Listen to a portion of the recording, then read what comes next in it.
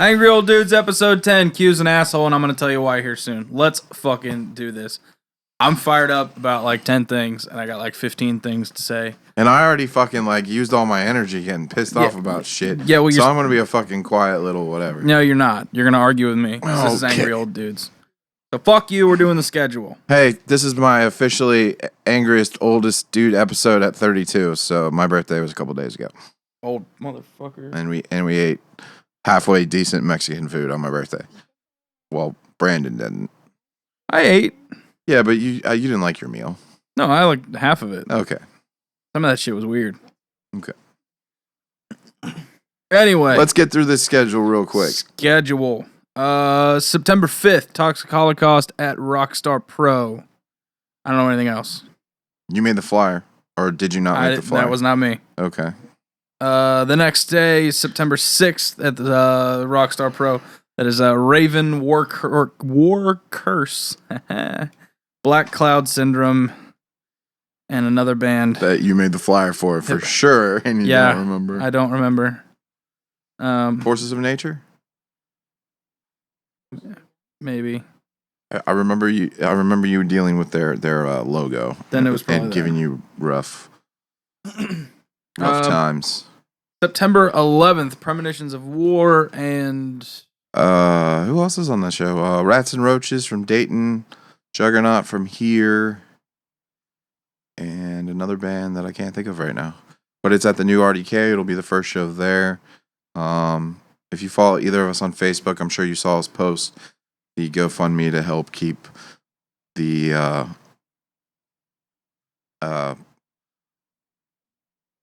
keep talking. Just adjusting your mic. Okay. Set it up right. Anyways, so I know we're gonna talks have been, we might put a mini ramp in there or a stage and all this fantastical, lovable stuff, but definitely, easiest way to come out and support the new venue is to come to the shows there. Yeah. And that show, I believe, is $8 or $10. We're going to probably talk some more about that here in a bit. For sure. September 15th, Bayside is somewhere. It's at Bogart's. Is it not at Bogart's? I don't know. Oh. I hate Bayside. I do too. But I had this discussion with a bunch of kids last night that like Bayside, and then I got stuck listening to Bayside for 2.5 hours. Yeah, the last time I got stuck at a show where Bayside also was playing, I'm pretty sure it was like Newfound Glory. All the Bayside kids showed up at once, and then all left after Bayside. They all dressed the same. Yeah, they all look like they're going to see Title Fight. Like it's always like khaki dickies and like short sleeve plaid shirt and like 5 o'clock shadow. They reek of cigarettes, and they're always wearing Sauconys. Oh, is that what those are? I always thought they looked like rip-off Airwalks. And then normally flat-billed hats. They just look like frat guys, but they like Bayside. Well, I mean, I'll say the same thing I always said about Bayside. There are some Bayside songs that I listen to, but to me, Bayside is a shitty version of Alkaline Trio, who's a shitty version of the Smoking Popes. Yeah, if Bayside would play their songs faster and not sing so shitty, it'd be better. Hey, but they're big, and they usually do about 600 when they come to town. Through here, right? Like, people love Bayside here, and I can't figure out why. Like, I have friends that like Bayside, and Cincinnati is usually like a second home to most Long Island bands. Fucking weird. It is. Moving on. 9/19. Keelapalooza. We've already had a couple bands have to drop. Chubb City is giving birth on that day. So I'm pretty sure that Steve and Mariah are expecting their baby boy around that day. And so they had to drop off, so Push Off will be playing. And then one of the touring bands, I Am, had a family emergency, so they won't be on the tour. And if I get a replacement, I will announce it shortly. We really should get bands that are playing to come here and talk about Keelapalooza. Yeah, I tried to get the Requiem and Eternal Void. And a band that wasn't playing, but get them to play. Maybe. Have you asked them? I haven't. And I was thinking about it. I'm not going to say it on here just in case. Yeah, no. Get my grandkids on. It'd be great. Oh my God. Okay, anyways. Brand kids. Also, yeah, I thought that the other day. I thought, is it weird to call them my brand kids?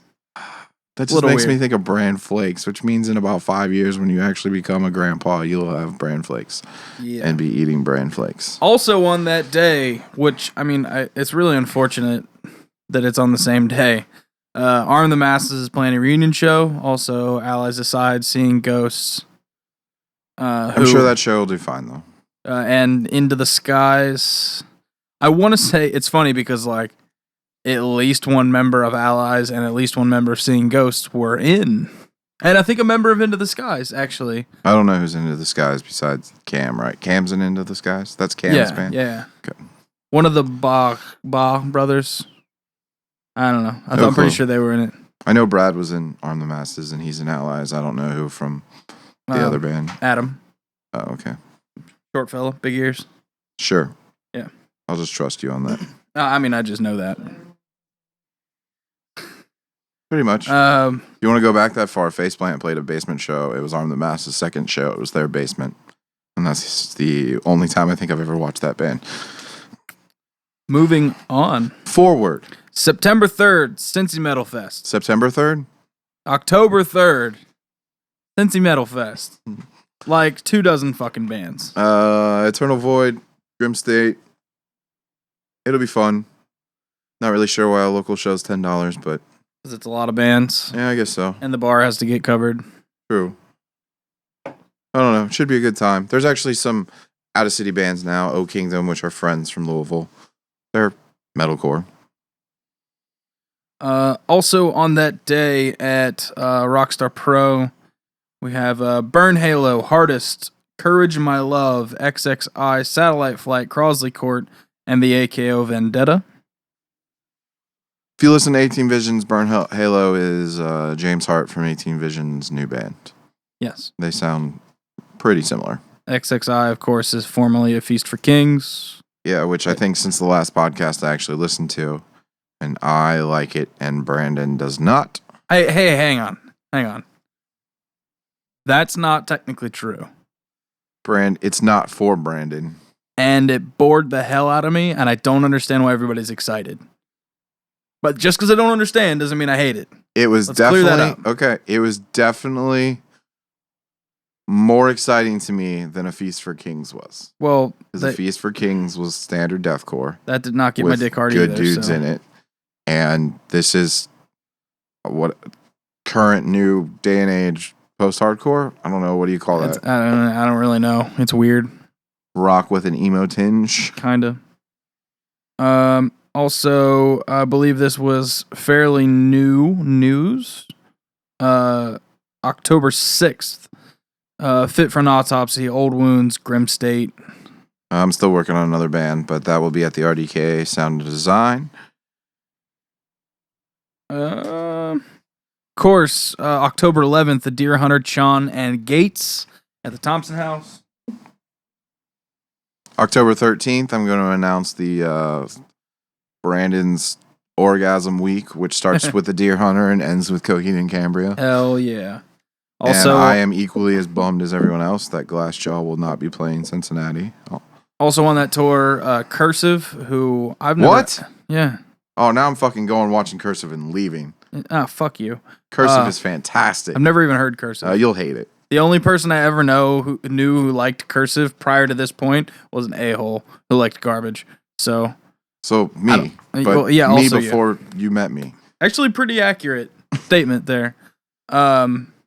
It's Coheed, Cursive, and Thank You Scientist, who is like the coolest like progressive rock and roll band. Never heard of them.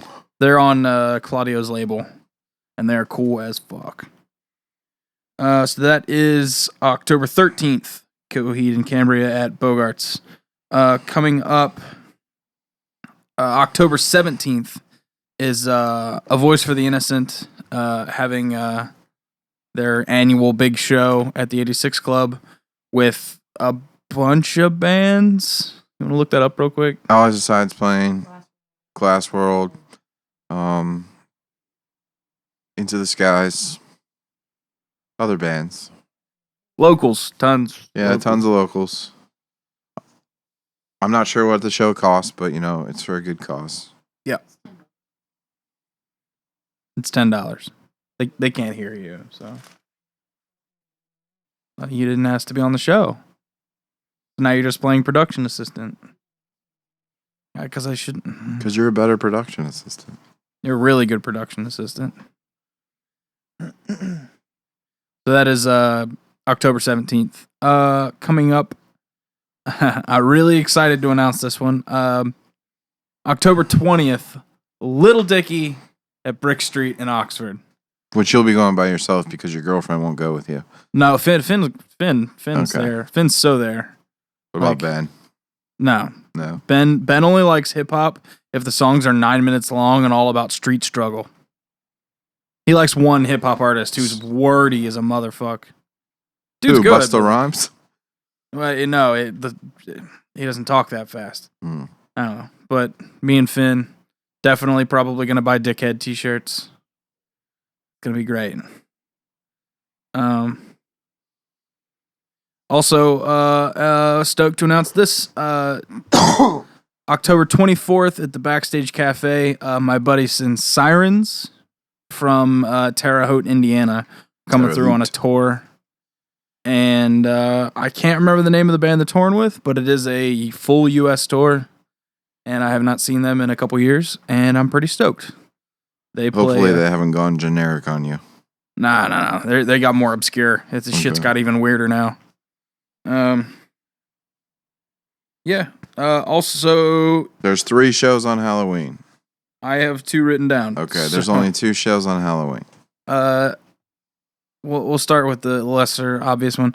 October 31st, Creations, Mouth of the South. Church Tongue, Dive Bomb, and Glass Cloud at the Thompson House. It is Creation's final farewell tour. Is it Glass Cloud? Really? Glass World. Glass World. I always fuck that up. Was it Glass Cloud? Really? No. Weird. Glass World. I always fuck that up. It's definitely the Jesus tour of fall. Every single band on that is a Christian band. Except for Glass World.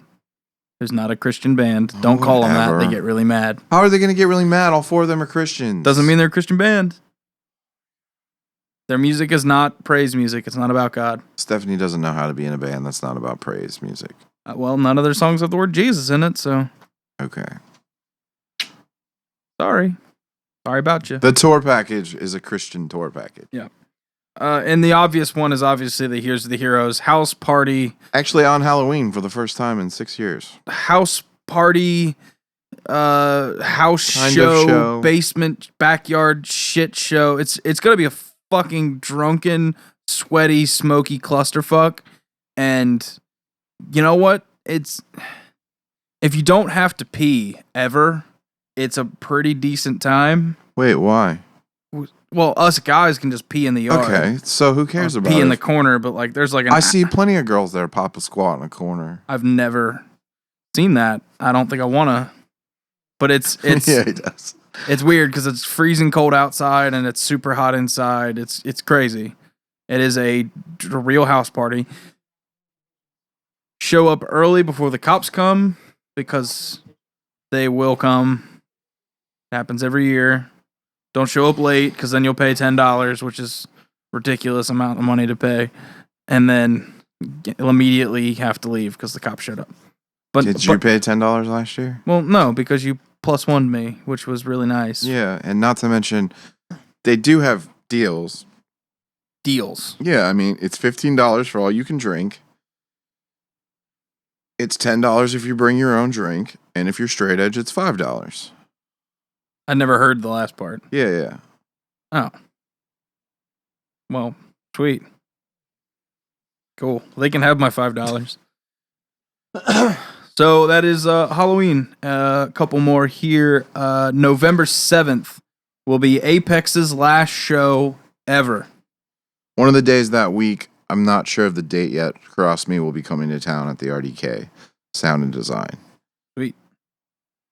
But 11/7, Apex's last show, also with the Earth-Laid Bear, Juggernaut, All My Friends Are Dead, and Monarch. And it's at a house somewhere in northern Kentucky. It is at a house somewhere. barn, house, It's in a graveyard. who the hell knows? structure of no venue Yep. potential. And this scrolled across my Facebook. I don't know much about it. November 28th, the Misfits apparently doing a reunion as like Static Age era. I don't know my Misfits that well, so I don't know who that puts in the band. It's Jerry only. I believe the original drummer, and then I think it's Jerry's kid plays guitar. It's the same lineup they did at This Is Hardcore. Gotcha. Also with She Demons, Shriek, Secret Circle Society, and Avanti. Yeah. Avanti's playing Metal Fest at the backstage. I don't know who they are. I just know they're female-fronted progressive metal. Interesting. How was your stupid day? Today, my stupid day was I felt shitty. I went to the doctor. I laid in bed all day. Yesterday, I had an interesting, not even interesting, people that tip shitty need to burn in hell. Uh-huh. You get stiffed or what? I didn't get stiffed, but so almost every Tuesday I take this delivery to this dude. He gets like $72 worth of pizza and he tips me $5. Well, he wanted a lot more pizza yesterday, like $346 worth of pizza. That's a lot of pizza. And he still tipped me $5. See, you're not going to like this. Okay. But I don't think... You don't think anybody deserves more than $5 per tip? I don't think delivery drivers deserve a percentage type tip. Why? Because you didn't work any harder. Yes, I did. I'm the one that made his pizza, took it out of the oven, cut it, then and you should get delivered paid it. hourly. But that's not the way it works at my job. Well, that kind of blows, because if you're making pizza, you're doing more than delivering. I would sit in the corner until there was a delivery. No, you can't do that at my job. You'll be fired. Well, then they're underpaying you. Okay. Because if you're doing work other than delivering pizza, they should be paying you hourly. I usually make the pizzas, put them in the oven, take them out of the oven, cut them, just like every other driver and whoever's managing. Yeah, I've never heard of any other delivery driver actually. Well, this is only the second delivery job I've ever had, and the last one was 7 years ago, and I don't really remember. Well, you're getting boned. I would ask for a raise. I mean, I make $7 an hour. Really? Yeah. As a delivery driver? Yeah. Well, it could be worse. Anyway. Actually, Normally, I have a friend that actually works at a Papa John's in Dayton, and hers is actually split up. When she's on the road, she makes $4.50, and when she's in the building, she makes $8.10. which is how it should be. But mine kind of catches the middle of that. I just make $7 the whole time. I guess that could work out. Except for if I go in on a day that I'm not delivering at all, and I just stay in the building, I make $8.50. Gotcha. Anyway, normally, if a driver takes one pizza to his car, his or her, whatever, drives it to my house, hands me the pizza, they're doing really the same amount of work as if they had 8 pizzas in their hand. You don't have to drive any different. It's a little heavier to carry the 12 feet up to my door. But you didn't work any harder. Whereas, like, wait staff, if you run up a $300 bill, they've probably been running all over the place. If you run a $300 pizza bill, that means you're probably taking, that order was like 36 pizzas. It's a shitload of pizza. So, I mean, like, I can only carry 2 bags of 5 at a time. So that's at least 3 trips into the building. That's a different case then. And probably. I mean, there's plenty of different stuff. I mean, like $10. I mean, here's it just depends, because I mean, I've had one delivery where some dude only ordered like $110 worth of food, and he gave me a $30 tip. Which is great. And I've also had some dude that lives past my house on Galbraith, the farthest south that we ever go, and he lives on the 3rd or maybe the 4th floor, because they have like a basement floor, but the 4th floor, and drive the 4.6 miles from the store to that place and the 4.6 miles back, deliver him, walk all the way up 3 flights of stairs, and he goes, his bill's usually like $12.99, gives you $13. It's not usually that low. It's more like $24.99. Gives me $25 and goes, keep the change. No, actually, one of my coworkers flipped out on him one day and told him he's a fucking piece of shit. And he still has his job. Okay. So this guy orders from you normally? Once a month, maybe twice a month. Okay. I was gonna say, like, man, I don't remember ordering pizza as a kid more than like It's totally different than it was when we were kids. once every other Completely. couple of weeks. Completely. Like, There is definitely a dude I deliver to every day, sometimes twice a day. that's And insane. he usually gets like 2 hoagies for lunch and maybe a hoagie for dinner. The dude's gonna die. And he usually tips me about $2.50. And he literally lives, you know where my store is, right? Yeah. He literally lives, if I wanted to, I could walk. It's probably a third of a mile. No, he's smaller than Brandon. He probably should be walking to get his food. Shut up. Well, what did you listen to while you were driving? Most of the time, I just listen to podcasts. That's right. I can't wait for tomorrow. I want to check out the Bad Christian podcast with the interview with Under Oath, which I'm sure we'll talk about here in a second.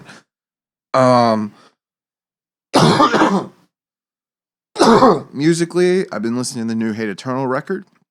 It dropped last week, and if you like death metal, you'll love it. I don't usually listen to metal that much, except for when it first comes out. So, like I said, I've been listening to the new Hate Eternal, the new Fear Factory, the new Nile. So I've kind of been on that metal kick lately.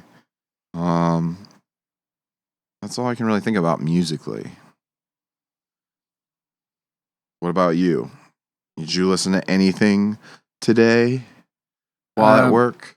Yeah. What is today? Did you go to work today? Is today a work day? I work every weekday. Yeah, I didn't know if it was a weekday. Like a grown up. Little bit of Lost for Words. Okay. Start my day. Little Motown. Lost for Words. Listened to a little bit yesterday. Turns out I don't like their newest record on Spotify. What's their newest record? I don't fucking know what it's I don't called. listen to their newest record. It's too clean. Yeah. I only listen to No Sanctuary, Motown, and The Kids Can't Lose. Yeah, so I went like one later or one Earlier. older. That's No Sanctuary. And it was good. Yeah. And I listened to Motown. Yeah. So it happened to be up when I opened my Spotify. So I was like, that. I listen to Motown at work sometimes when I'm opening with like Missy, who's like in her mid 40s. So like something that she can like deal with. I did forget yesterday when I opened, I listened to Story of the Years in the Wake of Determination from front to back. That's what's up. Fucking love that record. Yeah, for sure. Yeah. Okay. To be fair, it's the Lost for Words Motown Classics cover record. Yeah. And then from there to So Many Ways, from So Many Ways to A Wilhelm Scream, from A Wilhelm Scream to 88 Fingers Louie, 88 Fingers Louie to Rise Against, like starting at the beginning of Rise Against up into. So basically, your music today was like playing like the 7 ways to get to Kevin Bacon. Because you basically... it was like what reminds me of something else. Yeah. Like yesterday I was thinking, what's that like techie, street punky, pop punk thing that Q let me listen to? I was like, is it a Lost for Words? No, that was something else he told me to listen to. But this sounds good while it's on, so fuck it. And then I was like, I was about to text you. I had my phone in my hand, about to text you that exact question. I was just like, it's So Many Ways. So I listened to So Many Ways. And then I was like, ooh, techie punk music, Wilhelm Scream. And then I was like, techie bass and punk music, 88 Fingers. Ooh, Mr. Precision and Joe Princip on a record. That makes me think of Old Rise Against. Old Rise Against leads me to New Rise Against. I left work listening to Rise Against. So, yeah, it was a 7 degrees of separation kind of thing. Yeah. Anything new come out? That Hate Eternal last week. New Nile last week. The Fear Factory's been out for a minute. I tried to listen to the new Extinction AD, but I was at work, so I just heard noise. Okay. The noise sounded good. Yeah. I can't focus at work. The record's awesome. Right when I got here, we listened to the new 4 Year Strong track that dropped today. I liked it. Brandon did not. I don't care for 4 Year Strong. I don't get it. I never got it. It definitely. I saw him live If once. you I didn't listen get to it. 4 Years Strong, it sounds very different. The guitar tone is very different. You can definitely tell it's them by the vocals, but guitar-wise, it's very different. Actually, Brandon thinks it sounds like every other pop punk band right now. I actually think they're trying to go the Wonder Years route on this new song. Like being mature and do something bigger. It kind of almost has that third single that the Wonder Years dropped off this new record. It kind of has like it's trying to take that step towards that direction.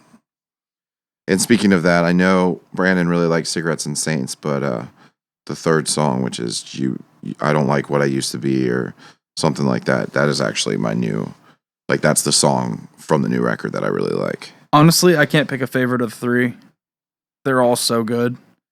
This record is going to make me so happy because The Greatest Generation meant so much to me and I listen to it still at least once a week. But I honestly think that No Closer to Heaven is going to ruin my life. Well, you only have to wait 2 more days. I honestly think it's going to ruin my life. I think I'm going to be so infatuated with it and this happened with The Greatest Generation just to a lesser degree. I'm going to love it so much that I'm going to want to listen to it all the time. And then I'm going to be listening to it like normal. And I'm going to have a bad day. And I'm just going to have a real fucking drag of a day. And the Wonder Years are going to make me feel twice as bad. But the funny thing about the Wonder Years is that it makes your good day better and it makes your bad day worse.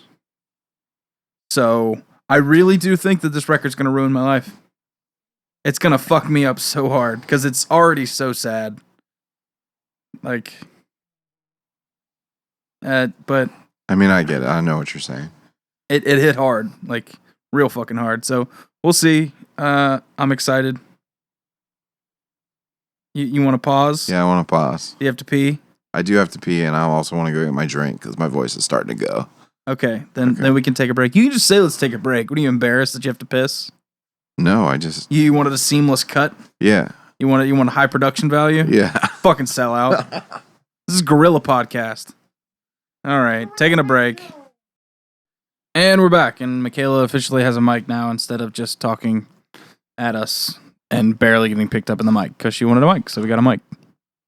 So, say hi. Yeah, I had to go out to the garage and get a mic cord and the top of a mic stand. You fucking idiot. It's a mic clip. And a mic cable, yes, I know. I heard you yell at me. It's not a cord. It's a cable. It's a cord. Anyways. New releases. I pretty well covered it, right? Yeah. Can't really think of anything else that came out. Let's start with music news before we get into just world news. Let's quickly talk about all these tours that are apparently coming through. Oh, okay. I probably should have prefaced. Should have prefaced so I could pull it up. Because now you look like an asshole. I am an asshole, so it works out. Anyway, so basically the entire fall-winter tour nonsense has... It's a shitload. Yeah, just a lot. Like a full, steamy shitload. So we'll just go in order. Soulfly, Crowbar, Shattered Sun, and Incite was announced today. That's a full U.S. tour. The closest that comes is Indianapolis. There's the Twitching Tongues Harm's Way Home Record Tour, which will be drawing 600 kids to your local venue, not here in Cincy, but somewhere else, for the simple fact that every single kid seems to love Twitching Tongues at this point. And Zabalba. Personally, I don't like them. Me either. Those are 2 different things. Yeah, but they're the new hipster hardcore. Actually, I haven't heard anything from Zabalba in like 9 months. Here's something I didn't see till right now, and I'm actually excited for. And I might just have to check out. So, Darkest Hour and Dead to Fall did a Get Back Together show in Chicago about 3 months ago. And I guess it did well enough that they're doing a little 6-day tour now, along with Light the City and Cephalic Carnage. And the closest that is coming is Denver, Colorado. Jesus. Which fucking bums me out. But Dead to Fall is definitely one of my favorite metalcore bands ever. One of the big tours coming through which is coming to Cincinnati and will be at Bogart's. August Burns Red, Every Time I Die, Stick to Your Guns. Polyphia and Wage War. I will be stoked for 3 of those bands. I will be stoked for also 3 of those bands, but clearly not the same 3. So who's the third? Polyphia. I've never heard of them. They're proggy. You'll get pissed. You'll hate it. You'll smoke the whole time. Okay. I might watch them. They're coming to Cincinnati December 3rd. Fuck yes. Well, We should probably put that on the calendar, actually. Well, we weren't really into December. Why? because that whole month is for me. Oh. Anyways, the other tour is the Parkway Drive, Miss May I, Thy Art is Murder, and In Heart's Wake. Disappointment Tour USA. I am so fucking bummed. 75% Australian Tour USA. Wait, who else is Australian in that? Thy Art is Murder and In Heart's Wake. Thy Art is Murder's hardcore? Or fucking Australian? They're not hardcore, but yes, they're Australian. Wow, that's the wrong word for the thing I meant. November 20th, they are playing Bogart's, which is also the same day Emory is playing Indianapolis. Just to throw out some knowledge. Oh, wow. I don't know why. Wow. Wow. Wow. The Willikers. Acacia Strain, Counterparts, Glass Cloud. Real Glass Cloud Real this time? Glass Cloud on this tour. All right. Fit for an Autopsy and Kubla Khan. That tour was announced. That's super confusing. That is super confusing. Why? Why would they do this? The closest is Columbus, Ohio at a 200 cap room. Yeah, not worth it. I kind of want to see Counterparts at least once. I've seen them a couple times. Not for that. I won't sit through Kubla Khan. Not a fucking chance. Kubla Khan opens. I'm sure you could God. figure out a way to miss it. I never liked Glass Cloud. I know a lot of people do. I never got into it really, but it doesn't piss me off like Kubla Khan. The Hate Eternal Misery Index Beyond Creation tour, which is playing Cincy, but we won't talk about. Yeah. Then the Fuck that guy. Protest the Hero Kezia 10-year anniversary tour. Yeah, I don't know shit about that. I thought you liked that record. I don't like Protest. Oh, okay. Roddy ruins it for me. Those are the big ones. Coming to a town near you. Yeah. Local news. I'd written down Here's to the Heroes. But we pretty well covered it. Yeah. It's insanity. It's a Halloween party. I have to decide if I'm going to play this year. You should. There's no reason not to. Yeah, I mean, I'll have whatever I have, and my iPod won't freeze like last year. Yeah. Music things. Let's quickly talk about Third Eye Blind. Okay. Because I was so stoked. I've loved that band for years. And I was so fucking let down. For those of you that don't know, they played here 4 days ago, this past Saturday. We advertised it for weeks. Yeah, but I'm saying if this is a first episode, somebody's checking out. And like... It was a free show. It was a free show. But the mix from the front row was terrible. It sounded better in the parking lot, which is upsetting. I just found out Steven Jenkins is fucking 50 years old, but he sounds like shit. The drums were triggered. That pissed me off. The set list was kind of weird, but that's fine. But just in general, just felt weird. Okay, I mean, my take on it. Or Michaela, would you like to go first? No, go for it. Nope. Go. Go. No, because it'll be a good middle transition. Why do I expect to be the middle? Because you're the third point of this triangle. Yeah. I don't know. I think I expected too much going into it. And that's kind of what really bummed me out. I was like, oh, sweet. I'll get to see Third Eye Blind. I'm so stoked. And I was expecting them to play a lot more songs that I know. And I mean, I get it. They just released an album. I want to say the 5th. It is their 5th. And they played quite a few off of that. It was a Dopamine, something like that. They played quite a few songs off that. And I mean, I can't blame them. It's their music. It's just, I was really hoping because it was a free show and they had to know there were a lot of people coming out just because it's like nostalgia stake. Sake. I can't talk today apparently. For nostalgia's sake. Thank you. There you go. On it. That would be a good Tag band's team. name. Band name. Oh yeah, everyone will Not say it butcher right. it. And so I was hoping for a lot more songs that I knew personally, and it just kind of sound bad. And I really, really, really fucking hated all the fans that were there. It's just so rude. P.S. If you're gonna be smoking and you're gonna give yourself cancer, please keep it out of the pit area so that I don't have to get cancer with you. I'd appreciate it. Yeah. I hate Also, it. don't talk in the middle of songs. Well, I don't care about that. Like, shut up. I mean, I was talking to you in the middle of songs. Hardly. He did try to use my head as a tripod, though. I did. I was like, "What the fuck is he touching me?" And then I saw your the flash on your phone or something. I was just like, "This motherfucker just used me as a tripod." Anyways, first off, if you go to any type of rock show and you're going to be frustrated about people smoking, you should be happy that it was just cigarettes and not 36,000 people smoking weed. I smelled there was weed. still a ton of I weed. didn't smell any weed. You must have terrible sinuses. I 'cause do. I smelled a lot of do. weed. I have been on an antibiotic for my terrible sinuses.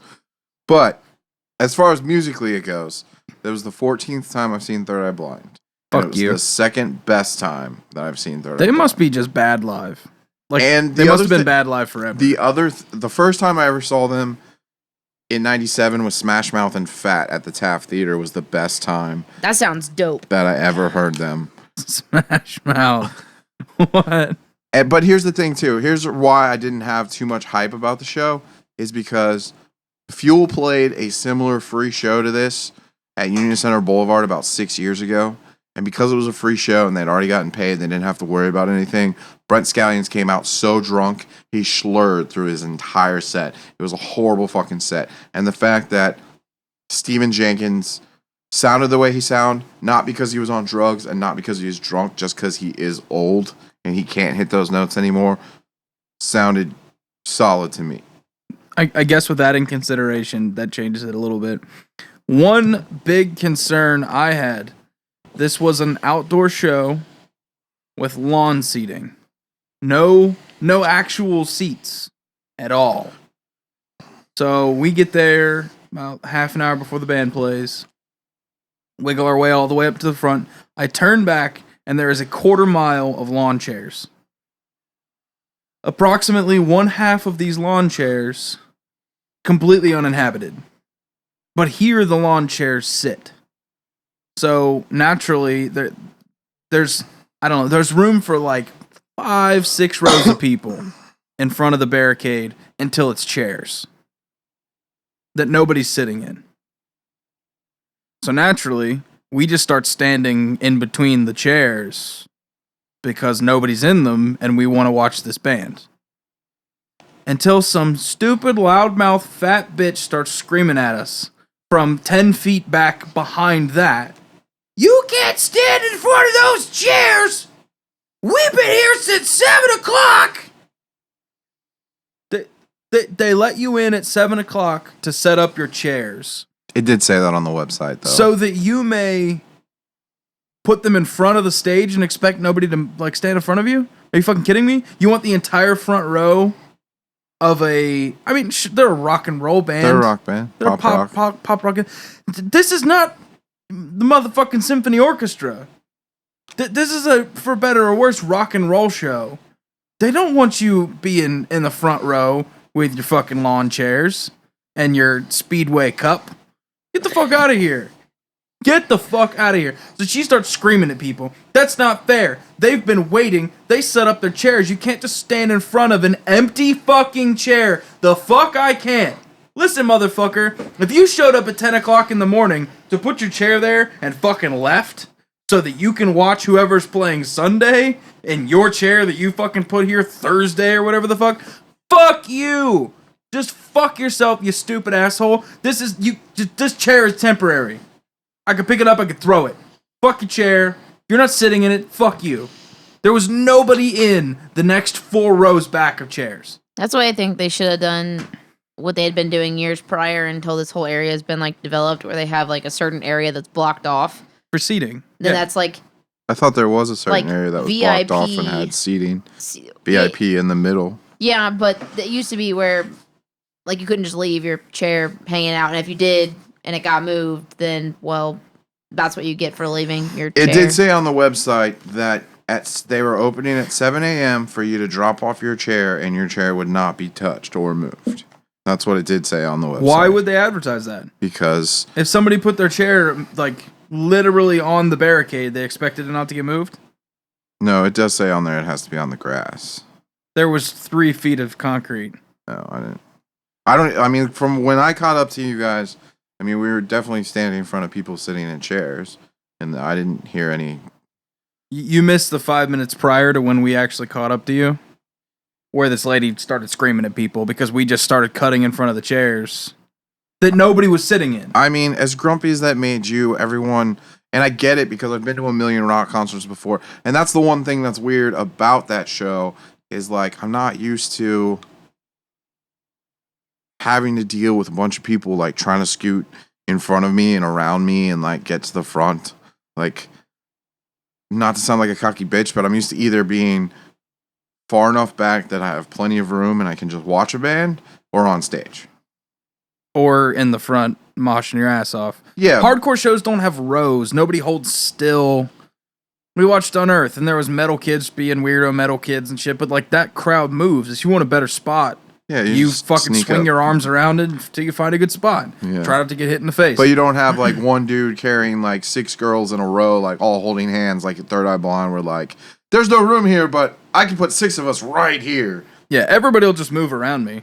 No, that's definitely like a rock and roll show. Yeah, and it's just not something that I'm absolutely loved used it to. though, because there was a girl, there was like this woman standing next to me, and they let this other woman, another woman pass because she pointed out her husband was already further up, and she just wanted to get back to her husband. Well, then these other 2 kids tried to sneak in with her, behind this other woman, and the girl standing next to me just straight blocked them, and it was just like, you're not going through. She's like, we've been standing here, we waited to stand here, you're not getting past us. I was just like, and I mean, I can see it, and I can see both sides of that, because you think that, but it's a rock show. If you've been to more than one, you realize that that's the way it is going to be.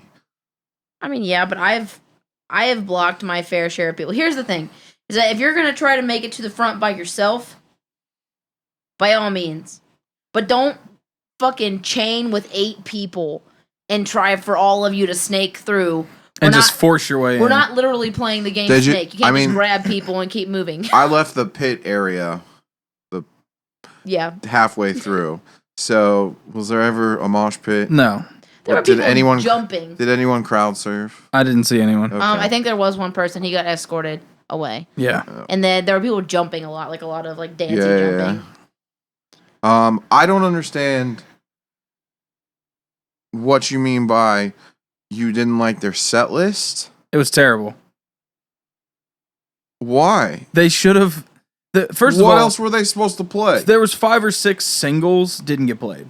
No, there wasn't. Yeah. No, because the 3rd, 4th, and 5th records don't have any singles. That's my point. And every single single from the first record got played. Nope. Yep. Nope. Yep. What didn't get played? Losing a Whole Year got played. That's a single. Yeah. Jumper got played. That's a single. Semi-Charmed Life got played. That's a single. How's It Gonna Be is a single. And that's it. Those are the 4 singles on that record. You know what? It turns out you're right. I just like every song on that record. Okay. They also played 2 other songs on that record. 1. Motorcycle Drive-By and London. They didn't play London. Oh, I thought I heard it from the parking lot. No. Okay. I lost my shit. They They opened with Graduate. Yeah. So that's actually, they actually played about half of that record. Yeah. But they didn't play Deep Inside of You. They didn't. I thought maybe they would play it after I walked away. They didn't play anything. That wasn't technically a single. They didn't play Slow Motion. I don't know that song. It's basically the Blue, everything on Blue that's good. Okay, well, they played Wounded, which was a single. They played Never Let You Go, which was the other single, and Deep Inside of You was the third single off that record. Yeah. So they played 2 of the 3 singles. I would have liked to seen anything. Not to get sappy, but going back to the list from last time, Deep Inside of You might have made me cry. It's a good ass song. It is a good ass song. And they played 2 other songs off Blue that I recognize. They played this summer song. I can't remember. It's track 6 on the record. And then, I mean, like, I kind of just chilled for their new stuff. And then they played one song that I recognized was on Out of Vein. They didn't play Crystal Baller. I don't know what that is. That's on Out of Vein. Okay. Or I've only listened to Out of Vein once, and I think it was the week it came out. there are 2 distinct singles that are good on the later records, like on one record in particular, that they did not play. And I was a little pissed because it was like, hey, of all the new material, the 2 good songs I've heard didn't get played. I don't know. I was definitely okay with their set list. Maybe it just didn't sound good, so it was just less. I mean, I'm really stoked because Appealing. since the first time I saw them, that's the first time I've seen them play Losing a Whole Year. Yeah. And Yeah. that's my favorite song off that first record. That's definitely up there. Yeah. I mean, it was. Did they play Wounded? Yeah. Or Blinded, I mean. I don't know what Blinded is. That's the other song on Out of Vein that's good. Okay. Blinded and Crystal Baller were the 2. I don't know the tracks on Out of Vein. Like I said, I listened to Those it were the 2 first week singles, it came and out. they were great. I was also having a really hard time concentrating because I couldn't fucking breathe. And my so- anxiety was literally crushing me. Because I literally was like arguing with myself, like, am I more anxious standing here, being surrounded by a bunch of people I don't know, or would I be more anxious trying to get through these people I don't know to go out of this crowd? That's the other thing I hate about rock shows. Actually, even when you're trying to get out, people don't just move out of your way. Well, that's Like- because you're small. Because everybody did get the fuck out of my way. It's because real you're quick. terrifying. I'm not terrifying. I'm just small. You are small. I am not small. You're tiny. And I like look at the people, and I like look at people like in their eyes, like, hey, excuse me, I'm trying to get the fuck through here. I mean, I didn't say that. Maybe if I would have, they would have moved. Yeah, maybe if you would have given those eyes. Like, Like move it Bitch, the fuck out. get. I was just like, excuse me, and like people would still just stand there and like stare at me.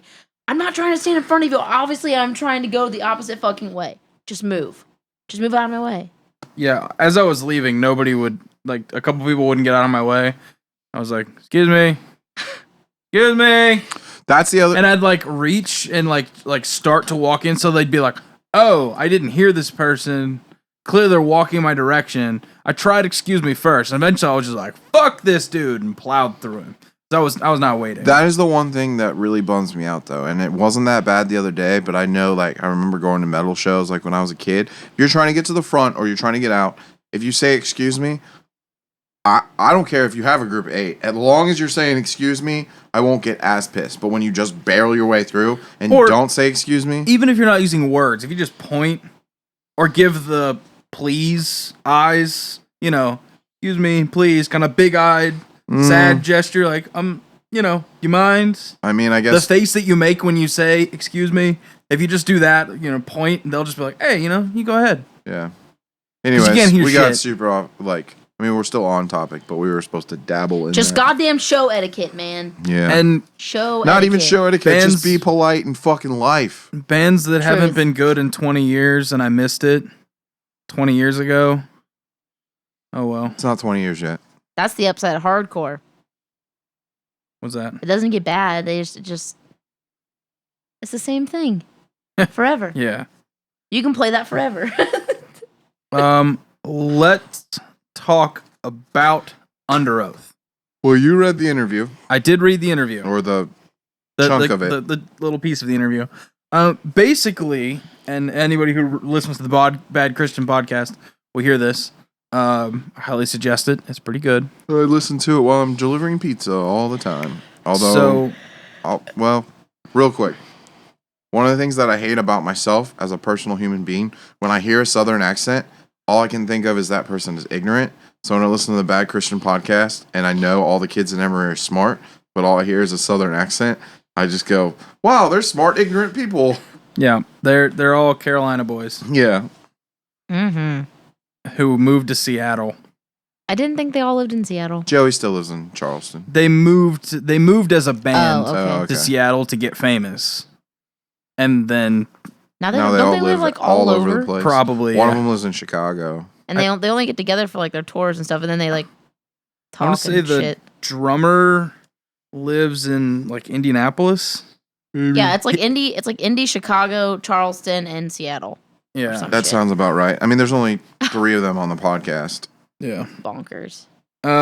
So yeah, basically, Aaron said about returning that one of the major contributing factors to him leaving was his anxiety and his depression, and the idea that he was mentally sick.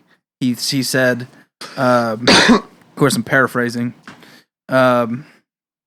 He kind of got the idea that it was going nowhere and that the band was against him, and he just had to get out.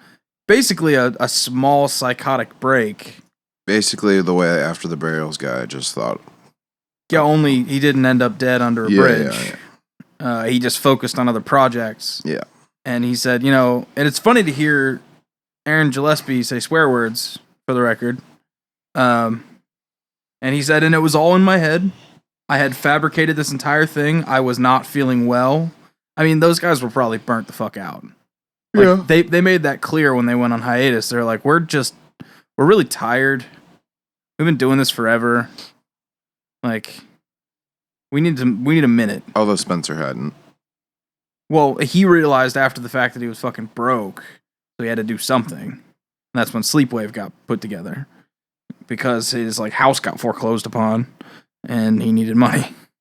Like a tree fell on his car, and he was broke. Is this all in the interview, or did you just hear this That was on outside? something interview a long time ago when they announced Sleepwave.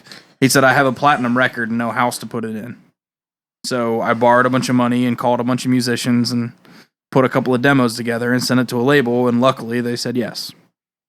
So Sleepwave was born out of desperation. He's like, this is the only thing I know how to do. I might as well play to my strengths. I'm not done playing music. But he really just had like a minor psychotic break and had to quit the band. And the more interviews I hear, it seems like it's not that their friendship was unhealthy, but it certainly seemed like the band dynamic, what the band was and what people wanted it to be and what it was becoming seemed to be conflicting. Some of them are not Christians anymore. Like that, to hear people previously in Under Oath, up until they stopped being a band for a couple of years, say, yeah, I fell out of religion. And I had long before the band fell apart, and I just couldn't do anything about it because we're a Christian band. That's fucked up. Why? To feel like they have to, but because I understand people change, people have epiphanies. Yeah, I mean, I completely, especially after listening to the Back in Christian podcast, because the episode before this was Mike Herrera from MXPX, and he talks in depth about how he still believes in a higher being, but he's not sure if it's the God that he was taught as a kid and stuff like that. I mean, there's a lot of people like that. A friend of mine, Jason Keller, he sang in Death Star, Christian straight edge hardcore band from California, and just found out the other day from one of his buddies, because Jason lives in Thailand or Korea now, and I don't get to talk to him anymore, but he's not a Christian anymore.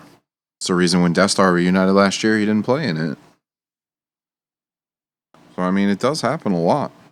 Well, then you have bands like Oh Sleeper. Their drummer's an outspoken atheist. But he's the drummer. He's not the mouthpiece. They're not a traditional Christian band anyway. They write a lot Outside of music. praise and worship, there is not really traditional Christian bands anymore. But for years, there was. The idea that you were a metal band, but also a worship band, a lot of those guys turned out to be faking it. Most notably... Including...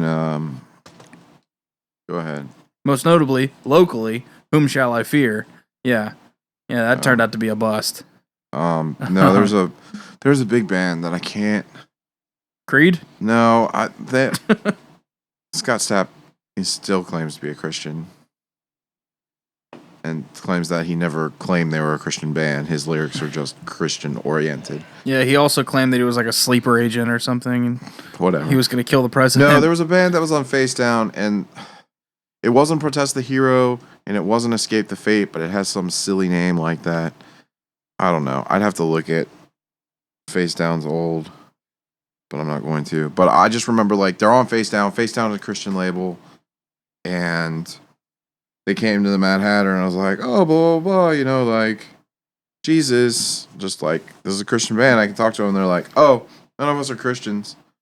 And I was like, what? I was like, I know Jason personally. He usually doesn't sign bands to Face Down, at least. You're not, you know, Christians in a band, at least.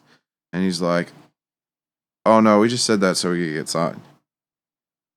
And I'm pretty sure nothing ever happened with them anyways.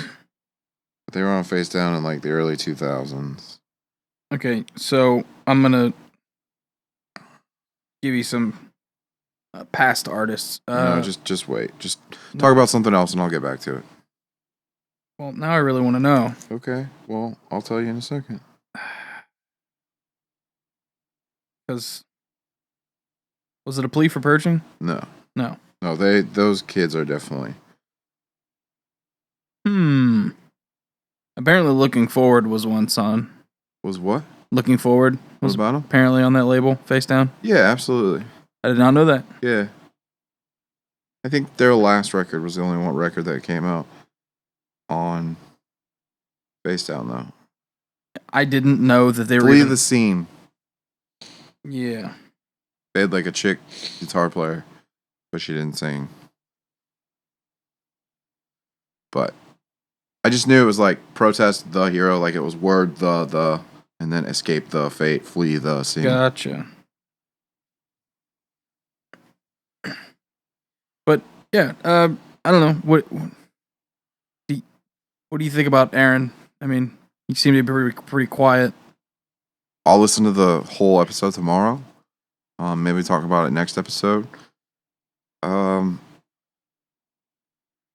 Most of the people listening to this know how I feel about Under Oath. Half of me jokes about it and whatnot, but I don't really care that much. I mean, like, I see like 100 people a day in my newsfeed like, yo, let's pay $235 to get our VIP tickets to the Nashville Under Oath show. I think that's ridiculous. It is absolutely ridiculous. That's too much money. Like, I'd rather, honestly, at this point, and I hate to say it because I don't really like the thought of this, but I'd rather put 5 great musicians in Cincinnati to play an Under Oath cover set on Halloween and charge $3 for it. Or we could just play that Here's the Heroes Halloween show. Yeah. And just do that. And that would be more enjoyable than what they're about to do. For $200. For $230. I mean, a regular ticket is still, I think, $50. But are you talking about Self-Help Fest or their tour? No, their tour. Oh, the tour. Gotcha. No, Self-Help Fest is like, the most basic ticket is like $250. Yeah, fuck all that. I don't know. It's interesting. I'm interested to hear more of what he says about his current stance on faith. You know, when a band makes a big deal about being a Christian band, and then all of a sudden they probably aren't, I kind of want to know the details. You know? But, Not me. Okay. But I'm just saying... I thought this would spike more conversation. I mean, okay, but it doesn't, because, like, at the same time, like, I'm not as adamant about it as I am about friends that are straight edge and then sell out. But somebody that is a Christian and then all of a sudden wakes up one day and goes, hey, I'm not a Christian. I don't want to hear why they're not, because I feel like I will become the oppressive Christian that most Christians are, and I'm not. Because I'll be like, fuck you, you're a fucking piece of shit sellout, and you didn't hold true to your fucking beliefs, and you deserve to get hit with a baseball bat. It's aggressive. It is aggressive, but I really hate people that drop certain beliefs. I guess I get that. But I mean, like, I only think that in my head, and I just said it on here. But I mean, like, I literally only think that in my head because when I would go up to say that, I'd be like, oh, that sucks. And I just don't really have anything else to say because I'm not the type of person to force my beliefs on others. All right. Well, moving on. Well, real quick, are you bummed that they won't be playing any songs off Lost in the Sound of Separation? I feel like they'll get to it eventually if they stay together, keep playing. But It just totally depends on how this tour does. yeah, I won't go to that tour anyway because I don't want to listen to an hour of an album I hate and then an hour of an album I love for way too much money. And they're not coming through here anyway. So Nashville, Cleveland. yeah, fuck that. That's too far. Kids don't drive these days for shows. Yeah, I was talking about 5 miles locally, not states away. Wait, what were you talking about? When I was talking about kids don't drive, I was talking about kids that won't drive across town. When did you talk about kids don't drive? Okay, well, I talk about it all the time. So. Okay, no, the reason I brought it up was because we didn't write it down, but there was the post today where some kid... The Acacia Strain thing? Yeah, thing? the Acacia Strain thing. Yeah. So anyways, for anybody that hasn't seen it, some kid, the Acacia Strain booked 3 shows in New York, but none of them are upstate New York. So some kid was like... He messaged them on Facebook. Yeah. Directly. And said, fuck you guys, no upstate New York on this tour, blah, blah, blah, blah. And then if you actually find... You had to look it up. But if you actually find, like, the kid posted later where he lives to the closest venue, and it's literally, like, 2 hours and 45 minutes. And, like, it's just the whole thing of, like, kids don't drive. Like, I get it, gas is more expensive now, but it's actually the cheapest it's been in a while. Gas is pretty reasonable, at least here. I mean, down the street, it's $2.32 right now. What about in California? I don't know. Yeah, see, it's still... It's California, though, all the great shows, if you live in San Fran or LA or San Diego, all the great shows they're already right there. But I'm saying, like, here, when I was a kid and gas was fucking 80 cents a gallon, $1 a gallon, like... There was no shows here this weekend, and we're all off work. Take a car full of kids to Jersey for a fucking show. Yeah, you think that's a long way. It's fucking 8.5 hours there. You got 4 other kids that can drive. It's going to cost, if you split it up evenly, it's going to cost you like $7 in gas per person, maybe $10 in gas per person to get there and back. You go to a fucking show. Like, I don't know. Just fucking, like... Don't be so mad when you have to drive a fucking hour and a half, 2.5 hours to go to a show for a band you really like. Like, here's the thing about Ohio. Ohio is polarizing. Because on one end, a tour could go Cincinnati and Cleveland. Or they Columbus could go, and Cleveland. They could go straight through Columbus onto Pittsburgh. Or they could skip Pittsburgh and go to Cleveland. You never really know how the tour routing's going to go. And I mean, the one thing that is great about Cincinnati... You can go to Indianapolis. You can go to Dayton. You can go to Cleveland. You can go to Columbus. Dayton's roughly less than an hour. Yeah. Lexington's a little over an hour. Louisville's hour and a half. Columbus, hour and a half. Indianapolis, hour and a half. 2-ish. It's an hour and a half if you don't hit a rush hour on either city. All right. Chicago, 4 hours. Cleveland. 6. No, it's 4. It's 6. Then all you guys drive like fucking retards because I can get up there in 4. You just have to not take the highway straight through, just go around and then cut up through the back roads. It's 4. Okay. Detroit, 4 hours. Toledo, 3 hours. Cleveland, 4 hours. Pittsburgh, 4.5 hours. Buffalo, 5 hours. It's really only 5 to Buffalo? 5.5. Because you cut through weird. You cut okay. Because when I think of anything in New York, I think, well, you drive to New York City and then you drive to wherever in New York. No, I forget that there are roads in North New York. Nashville, 4 hours. Knoxville, 4 hours. St. Louis, 4 hours. Yeah. With most tours will probably come within an hour or two. If you really love the band. Yeah. Like, if Thrice went on tour with Emery and O Sleeper and, like... fuck it, they'll probably bring Wolves at the Gate, who I'm about, and like anybody, like fuck it, if that's an indie. I know at the Emerson, I'll go. I know you don't like it, but here's the thing about people that actually know how to route tours too. The Straight from the Path, Comeback Kid, Being as Ocean, D's Nuts Major League Tour. You don't like that, but for me, it's awesome. And you know what? September 21st, I can go see an indie And then a month later on October 20th, I can go see it again in Columbus. Yeah. If you're smart and know the tour routing. Some people go to 2 Warped Tours. Some people go to fucking 3. Like, yeah, but sometimes Warped Tours are different. Yeah. Because Indianapolis Warped Tour this year had Simple Plan, and we didn't. Right, because the routing, the date-wise, it jumps around a little bit. Yeah, so Warped Tour, I mean, that makes sense. Yeah, they could be weeks apart. Yeah. Between, like, they could go, I don't fucking know, like Chicago, Indy, and then shoot over, like, St. Louis, down through Texas, up the coast, and then through I've here. seen tours that literally, like, 3-month tour, first date, Thompson House in Newport, Cincinnati, last day of the tour as at Scully's in Columbus. Yeah. So 3 months went by, but you still get to see that awesome tour again. Yeah. So I don't know what that was actually going for, but what was the topic we're on? Oh, kids fucking learning how to drive. And the Acacia strain. Yeah. Really quick. 2020, Kanye West for president. I told you I'm running against him.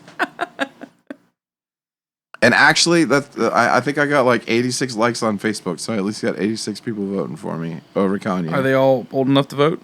Yeah. Probably, yeah. And they definitely will be in 2020. Yeah, okay. How old is Kanye? Old enough. Yeah. Because I'm not old enough for 2016, but I'll definitely be old enough in 2020.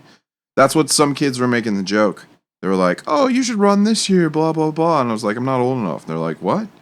You're old. How are you not old enough?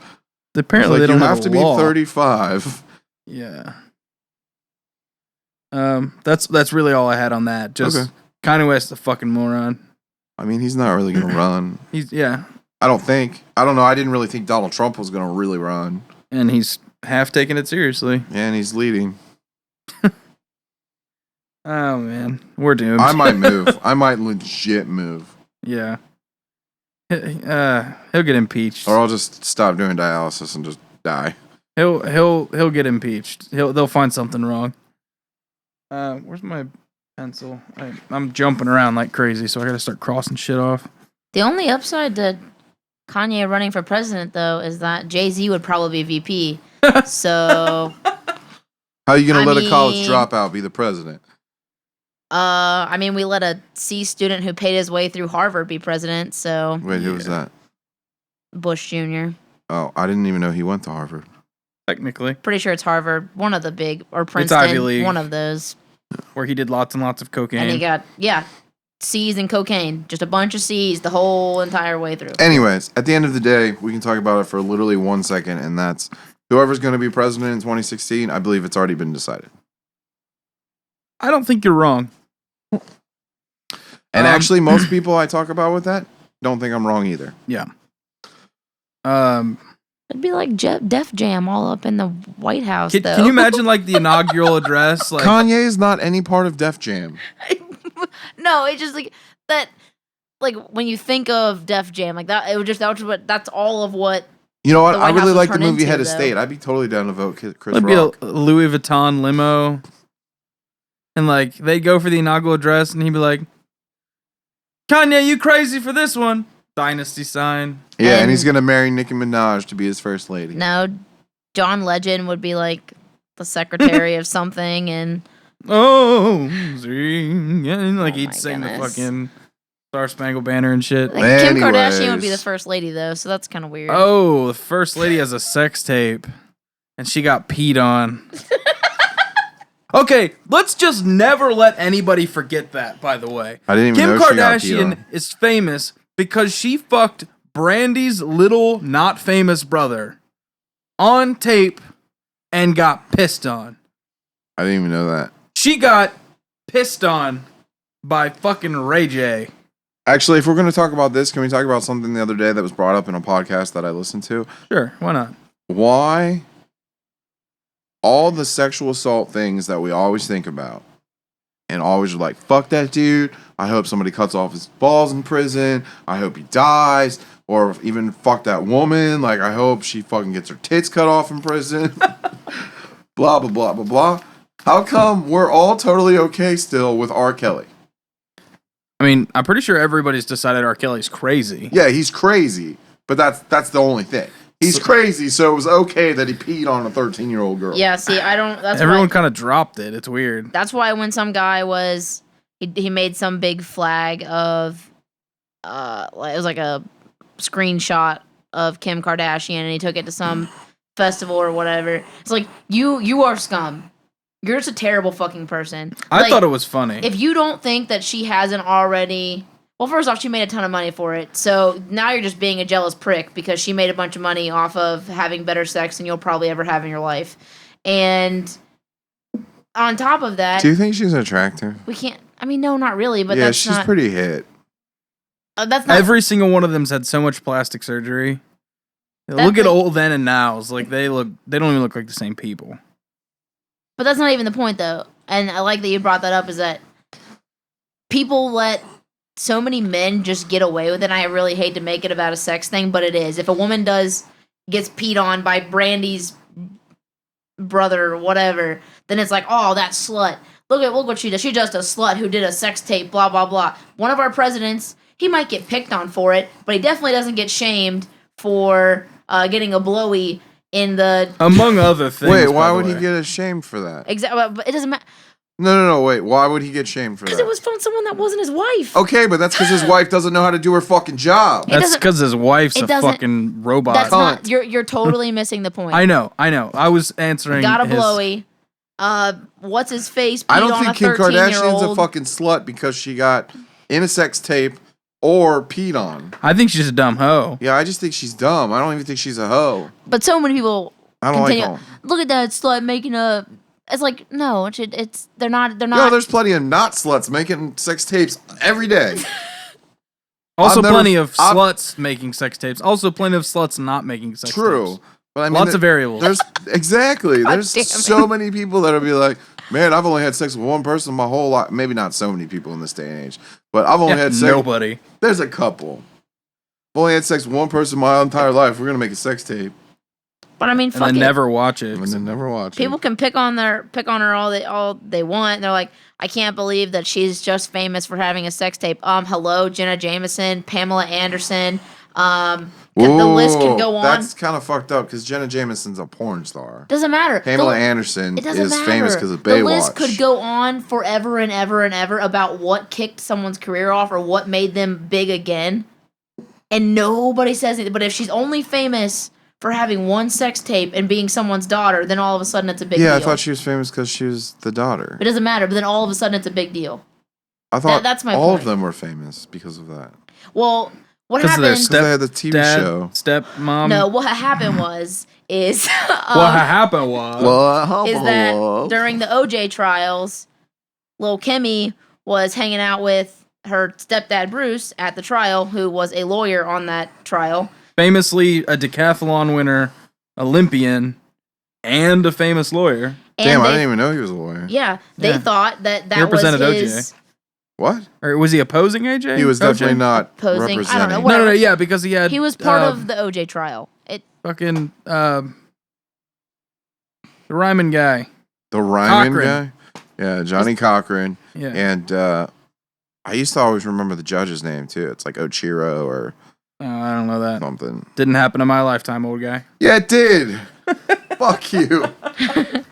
It totally happened in your lifetime. It probably happened in Michaela's lifetime. What year were you born? 91. Yeah, it was 94. She was alive for it. Yeah. Anyway. Anyways. Yeah, she I was understand- there, and I everybody's understand like, what She you're- was there. she's Everyone hot. thought that was his dime piece. Everyone thought that was who he was dating. And he's like, no, that's my stepdaughter. That is not no relation. And then it was kind of like, oh, well, she's really pretty. And then slowly, Oh, she must be a model. Then she was a model. yeah. Then the other one was a model. Then the other one ate a bunch of hot dogs. And then the one got peed on, and now they're all famous. Wait, it really ate a bunch of hot dogs? Or is that your, like, she's a Chloe joke? looks like fucking... The giant one looks like Sloth from the Goonies Oh. in makeup. I don't know. I don't really stay caught up in that much pop culture. I only know that there are 3 of them. There's the little one, who's some kind of model. Who's married to the dude from San Antonio? Spurs. That would have been, I'm pretty sure, Lamar Odom. No, like Tony Parker or something? I don't fucking know. Oh, maybe. They've I don't all know. dated athletes. He did represent O.J. Simpson. Okay. I thought so. But Johnny Cochran was it? Just because you have one lawyer doesn't mean that Oh, okay. they have a team of lawyers. To get somebody off of that, trust me, he had a team of lawyers. No way. He didn't kill her. Anyway. Actually, when I was a kid, I really didn't think he killed her. So, yeah, there's the small one, and there's Kim with the fucking saline injected butt, and then there's the giant one who might as well be eating Chunkies and yelling, She's "Hey, you actually guys!" like smaller than Kim now. Chloe. Is Courtney the small one? And She's the Chloe's- tiny one. Courtney's the the really giant short one. mammoth one. She's really tall, but no, she's smaller than Kim now. Like she's But she's split. Anyways, she's itty bitty. let's She kind of stop looks like a wasting troll. time I on this saw her on podcast Conan. about the They Kardashians. put all 3 Kardashian bitches on Conan at once, and it was surprisingly a good interview. They were still probably all smaller than Conan's hair. That's accurate. They weighed less than Andy Richter. So, All right. Okay. Let's talk about our venue. Okay. There's a is it Indiegogo? GoFundMe. There's a GoFundMe going around to help supply funds for what essentially is the venue at RDK Sound Design. They want to build a mini ramp. Stage. They want to build a stage. They want to get some like real air circulation going so nobody suffocates. I don't know how to find it quick. Everyone posted on Facebook. You can find it on Q's page, Brandon's page, Probably. my page. I don't think I've shared it yet. Where is Ronan's page? I don't know where else. I know Austin Whaley posted a pretty long thing about it if you're friends with that guy. Austin's the one that actually put up the GoFundMe. Okay, well, then you can go find that human. And I think it's Austin with a Y. So you can do that. I'm sure Chris has probably shared it. Yeah, a lot of people have shared it, for sure. So it's all over the internet. Just go find it. If you can't donate, share it. Let people know about it. I'm going to look like a poser, but I'm probably only going to be able to donate $1.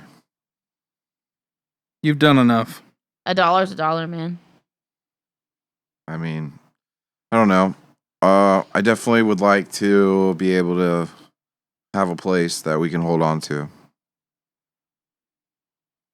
We might be able to save everything. My only actual fear at this point is that reading a lot of the posts is that it's going to be almost solely a hardcore venue, and that's kind of a bummer.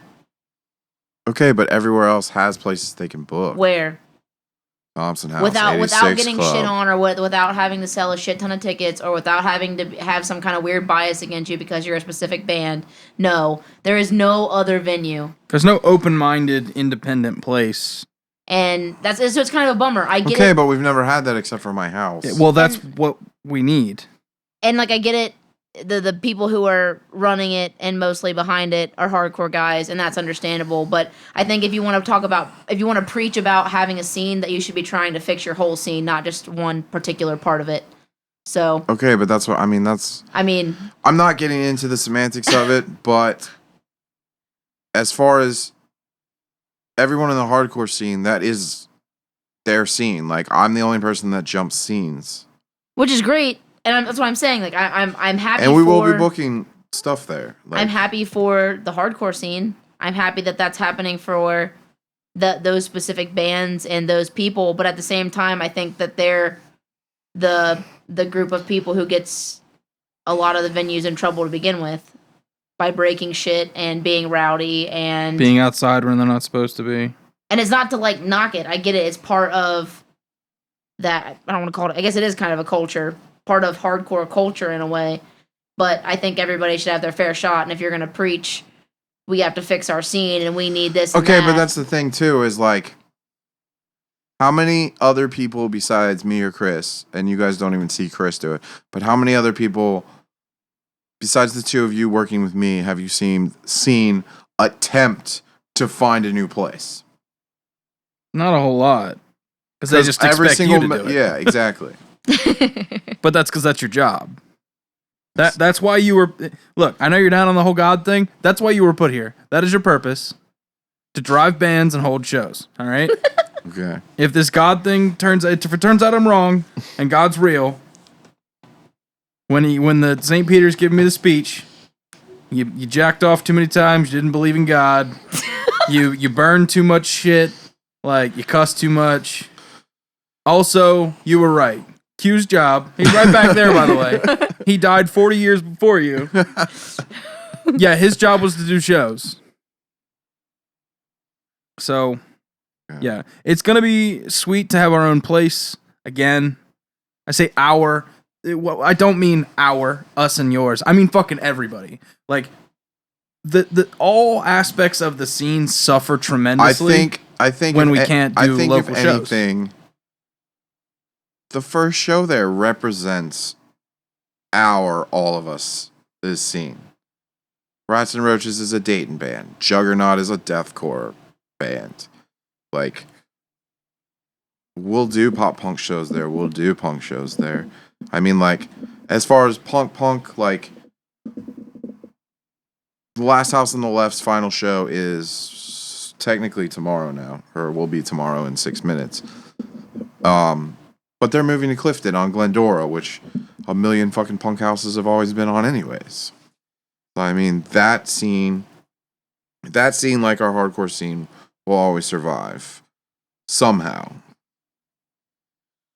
Like I said, I'm not saying that is imminent, that you guys are just going to block people out, but a lot of what I've seen, and I think it's because of who were sharing it to begin with, was help us save hardcore, not help us save It says hardcore punk. our scene. But I think it's just so much more than that. It's so much more than that, because there are so many local bands who can't be represented because they fall into just a weird category that Cincinnati doesn't Like who? adhere to. Look, think about all the Unless you're going bands. to book through Kevorkian. Think about all the bands you booked that weren't, like, think of just straight metal shows. You did straight metal shows. Okay. You did death metal shows. You know? No, I just did shows. Well, yeah, but like, And some metal bands played, and some pop punk bands played, and some we've had One Day Cinema Steady, Sleep and played. we've had Beloved Youth, we've had Skin of Mesquite, we've had all kinds of people. Did you just come up with that on the Sounds top like of a your really head? good porn. No, I've been sitting on that Oh, one for a okay. while. That's what she said. You've been sitting on one for a while? That joke. Been sitting on that joke. Anyways, I mean, I know what you guys are saying, and It's not just for hardcore. It's for music in general in this area. Because look, okay, but I'm not even doing a country people- show there. oh no, fuck that. That's hardly even. Even music if anymore. Garth Brooks fucking comes through, You're a I will liar. fight you. If Garth graces our spot, our town in general, if he comes to Cincinnati, motherfucker, did I'm he there. retire? I haven't heard anything about him. He just did some like huge world tour. Oh. He did it for a couple of years. Or something. He had a show in Las Vegas. Oh, okay. He did a terrible one man show where he tells his life story and doesn't sing songs. Yeah, but this past one he was doing Does he still a tour. Does he still have his schizophrenia? I'm pretty sure he retired Chris Gaines. a long time ago. Okay. Anyway, Anyways, so the venue, it's the great. venue. It's great. Donate. Let's do quickly. Wes Craven died. Yep. That's a bummer. Favorite Wes Craven movie? You guys go first. I'm not going first. I'm not going first. I can't even think of that's really hard. Can somebody I'll pull tell up his you, IMDb so that am. I can I'm have telling all of you, them? although a lot of people, I've actually had this conversation with a lot of people, and they all pick different Freddy movies, and that's definitely not for me. Because there are so many. Oh God. He also did the Screams. You know what? As campy and as awful as it is, I think the first Scream was my favorite because I was 4 when that movie came out, and it was the first time I ever actually remember being scared because my my stepdad at the time had fallen asleep watching it, and I walked into the room and I'm like, "Oh, TV," because that's what kids do when they see TV. And then I go on the adventure of Scream and remember having nightmares for quite some time after that. And obviously, as I grew up, I started watching more horror and thrillers and everything else.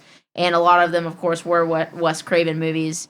And I got acclimated to it, so it wasn't as scary. But I remember Scream just scaring the piss out of me as a little kid. And I don't think that any movie since then has really, like, hit me that way because it wasn't my first scary movie. The first scary movie I ever saw was actually, excuse me, The Nightmare on Elm Street, the first one. That's a good When one. I was 4, and I went to a buddy's house, and my mom walked me downstairs, and they were playing the Freddy movie, and I got to see 5 minutes, and I was like, this movie looks tight. And my mom's like, is this what they're watching? And the other person's mom was like, yeah, I have the whole, maybe it wasn't the first one, maybe it was the second one, I don't know. She's like, I have the whole trilogy, and they're going to be watching it all night. My mom literally whisked me away and said, you are not watching that garbage. I am taking you home. But real quick, let's just run it, because it's not that much. I really like The People Under the Stairs, The original Last House on the Left, bomb-ass movie. The original Hills Have Eyes, bomb-ass movie. Swamp Thing, fantastic comic book movie. The Hills Have Eyes Part 2, awesome. All the Nightmares on Elm Street. I actually, growing up, even after that story, I never actually watched them till I was already an adult, and I definitely like Friday the 13th more. Shocker is my number one favorite Wes Craven movie. It's really good. People Under the Stairs is great. Vampire in Brooklyn is his only horror comedy type movie. I don't remember Cursed. I never saw Red Eye. And then all the Screams. So what was your favorite? So, super unpopular thing I'm gonna say. You never watched Wes Craven's movies. I've never watched more than 10 minutes of a Wes Craven movie I knew you were gonna say in that. my life. I know of some of the characters. I've never seen more than a few minutes of one at any time. I don't really. I've never seen a Scream all the way through. I saw a couple minutes. Yeah. First of all, I don't watch horror movies. Yeah. But I definitely didn't watch horror movies in the 90s. I figured you were gonna say that. And like, I've seen a couple Michael Myers movies. You know, I've seen a couple of Jasons. Not all the way through. Spotty. I've seen half and then the other half later. Because it never really interested me all that much. But like, no Nightmare on Elm Streets. I think you need to see at least a Nightmare on Elm Street. I've seen pieces of like Hellraiser. But If like anything, you should at least see horror Freddy movies. versus Jason. Because that soundtrack is killer. It really is a really good That is a soundtrack. good soundtrack. I think It Dies Today is even on that soundtrack. No, they're not. Kill Switch. Yep. That's it. Killswitch, Hatebreed, Seether. You just scoffed at Seether, didn't you? I did scoff at Seether. Fuck you. Stone Sour, like one of the first Stone Sour songs. There's like a Slipknot demo on it. It was super good. Spine Shank, Nothing Face, Lamb of God. Actually, I think I wanted to talk about it on our previous podcast. We never got to it. But Freddy vs. Jason soundtrack is literally where nu metal transcends into metalcore and hardcore. And it's like that whole record like does the transcendence. It's pretty awesome. If you don't like scary movies, you should at least listen to the soundtrack. If you don't like scary movies, you should watch that movie because it's not scary at all. It's not scary. Yeah, but you won't understand it, I don't think, if you don't know the... I mean, you won't understand you it will. fully. You all get it. those movies are standalone. You get the gist, but... All those movies are standalone. Actually, my favorite Wes Craven movie is Jay and Silent Bob Strike Back. He was definitely in it. Yep. Yeah. I remember that. I've seen Wes Craven in a movie making fun of his movies Yeah. more than I've seen Wes Craven movies. Upside, it's almost October, so we'll do a scary movie October, and Brandon's not going to sleep, so he'll be recording extra podcasts. Yeah. So if we do a scary movie October and you're a female and you listen to this, then you should be my date. And if I can't find that date, Pat Dudney, you're gonna be my date. And if you're a female, you can also be Brandon's date. No? Oh yeah, because you guys broke up today. Yep. We didn't break up. Brandon dumped Michaela because she likes Harry Potter.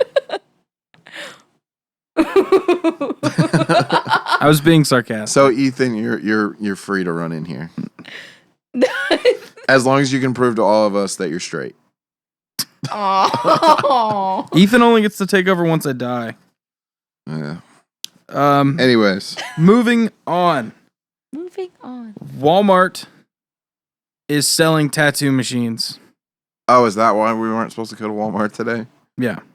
I had a brief conversation with Matt Helton, who is a tattoo artist in Dayton, about this, and he says the Walmart in Miamisburg has actually been selling tattoo machines for the past 5.5 years. Like in the store? In the store. That's fucked. That's not okay. I That's mean, it's dangerous. Miamisburg. Well, yeah, fine. It's still not okay. They rub So, their was fucking it just baby's on- pacifiers. Was what in you the saw skull just first. online, or have you seen it in the store? So far, just online retailer. Okay. And someone's defense was, well, they're trying to compete with Amazon. So they sell things that they don't normally carry in the store. Okay, I mean, that would make sense. But if it's in the store, that's dangerous. That is a bad idea. Terrible idea. Like, hepatitis C is a real problem. They don't have a cure for hepatitis C. They don't have a cure for police murder.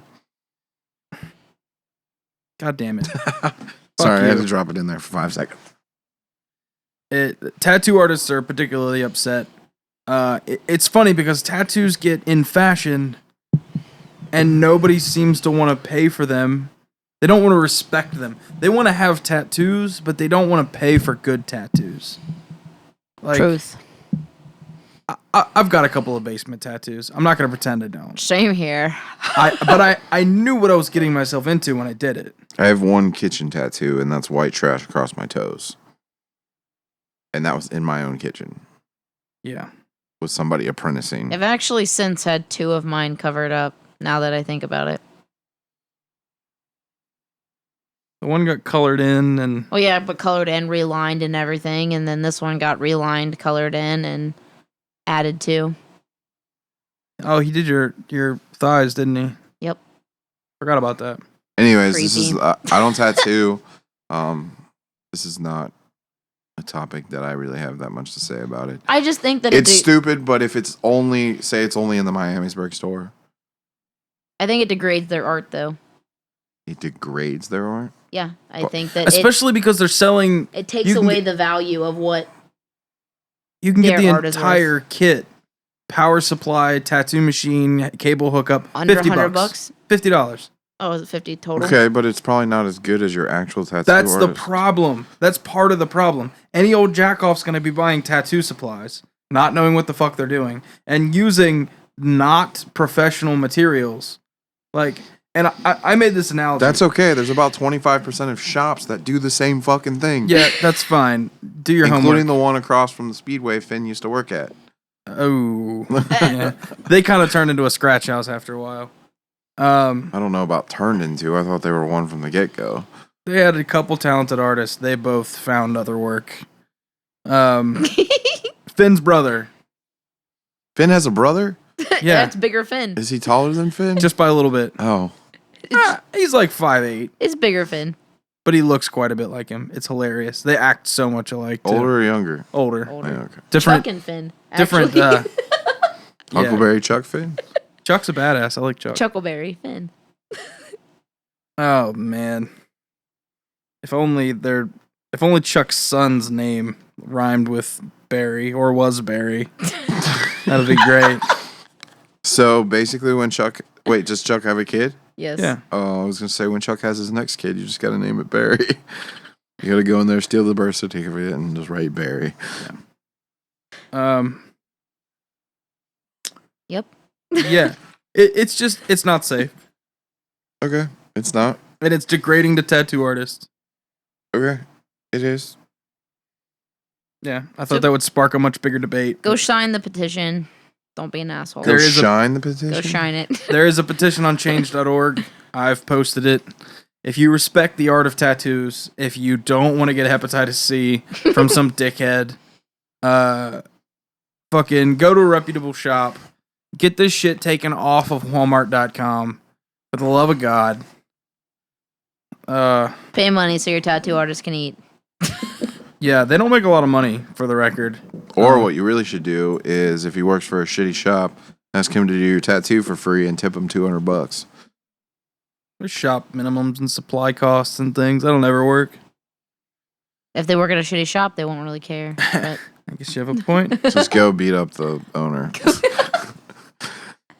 I got one thing to say since you brought up petitions, because I know it's not on there. So this week I actually read what they're trying to compose as the law for making marijuana legal. And although I have been a staunch supporter of it, after reading what they're coming up with, don't vote for it. Wait till next year when you're not getting monopolized. I don't care about your opinion. Just stop it. Just don't do it. I don't care about your opinion on it. I will say... But don't vote for this because it's stupid. For all you fucking potheads out there... including some of your friends. Yeah, who should probably do better things with their lives. Debatable. This bill is absolutely shit for you. It makes no difference for me. Well, really. It could, because they're not letting them use, like, you can't commercially sell, like, the hemp or anything like that. It's because it takes paper out of, like, paper manufacturing. It'd fuck up their whole business. Everything. It's a lot of codes and laws that would... It's a lot of bullshit that affects a lot more people than just stoners. Yeah. And makes the government money. Yes. And helps no one. Correct. Just helps create another monopoly that they can have control over. Really is. Yeah. Because America's lowered their standards. Speaking of which, looking this up, I found a couple other funny laws in Ohio. You know, if I were to go out on your front porch and somebody walked up and actually offered to buy like a cigarette off me, like, hey, can I buy a cigarette? That's illegal. And I'll be like, $1. Yeah, it's now a $750 fine and up to 30 days in jail. You can't sell unpackaged cigarettes. And you can't actually sell. It's not that. It's you can't sell cigarettes without a license. Yeah. That's bonkers. You definitely can't sell singles. Stores can't sell singles. I still buy singles from that Blue Ash store. That's illegal. on Blue Ash Road. But they're not cigarettes. They're Jorms. Oh, that's different. Are they individually wrapped? No. Oh, that's probably illegal. Yeah. Don't vote for it. Wait a year. Yeah. If you really care about your stupid weed, don't vote for this. It doesn't help you like you think it helps you. If you care about your economy, don't vote for this. You're welcome. I know you're all excited. Like, yay, get to smoke weed on the sidewalk and blow it in cops' faces. But you like, can't do this, that. You can't do that. You're whatever. so goddamn dumb. That's what people think. Okay, we're moving on. No more weed talk. Yeah, Don't vote for we're this. done. Okay, we're done. I'm agreeing with We're you. done. Moving on. All right. I'm pressing on. What's next? Can we just collectively agree? Fuck that bitch. Fuck that beach. Fuck that beach. Can we collectively agree to stop it with the motherfucking pyramid schemes? Oh. Multi-level That's not where I thought marketing. this was going.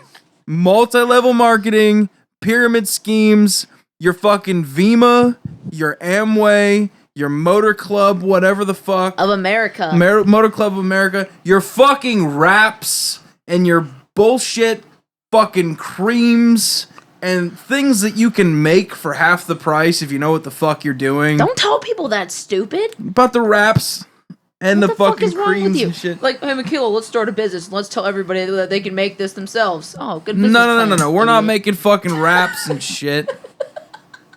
But the fucking weight loss wraps and the Here's the thing. Bullshit. It's all bullshit. You can fucking doll up a pyramid scheme all you want. It's still a fucking pyramid scheme.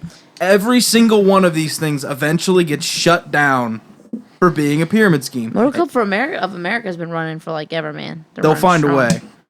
What is it? Motor Club of America. Oh. Okay, here's what I have to say, and the only thing I have to say about this, and I'm sorry your stuff isn't instigating more of a reaction out of me, but... Don't hate the player. No.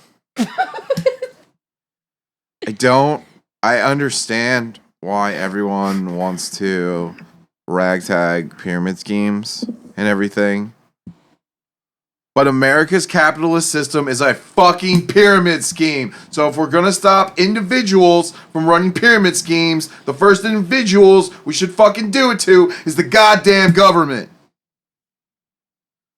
Okay. That's pretty accurate. Their pyramid schemes just aren't paying enough taxes, which is why the government shuts them down. Probably. But they don't advertise those on Facebook. I don't care, man.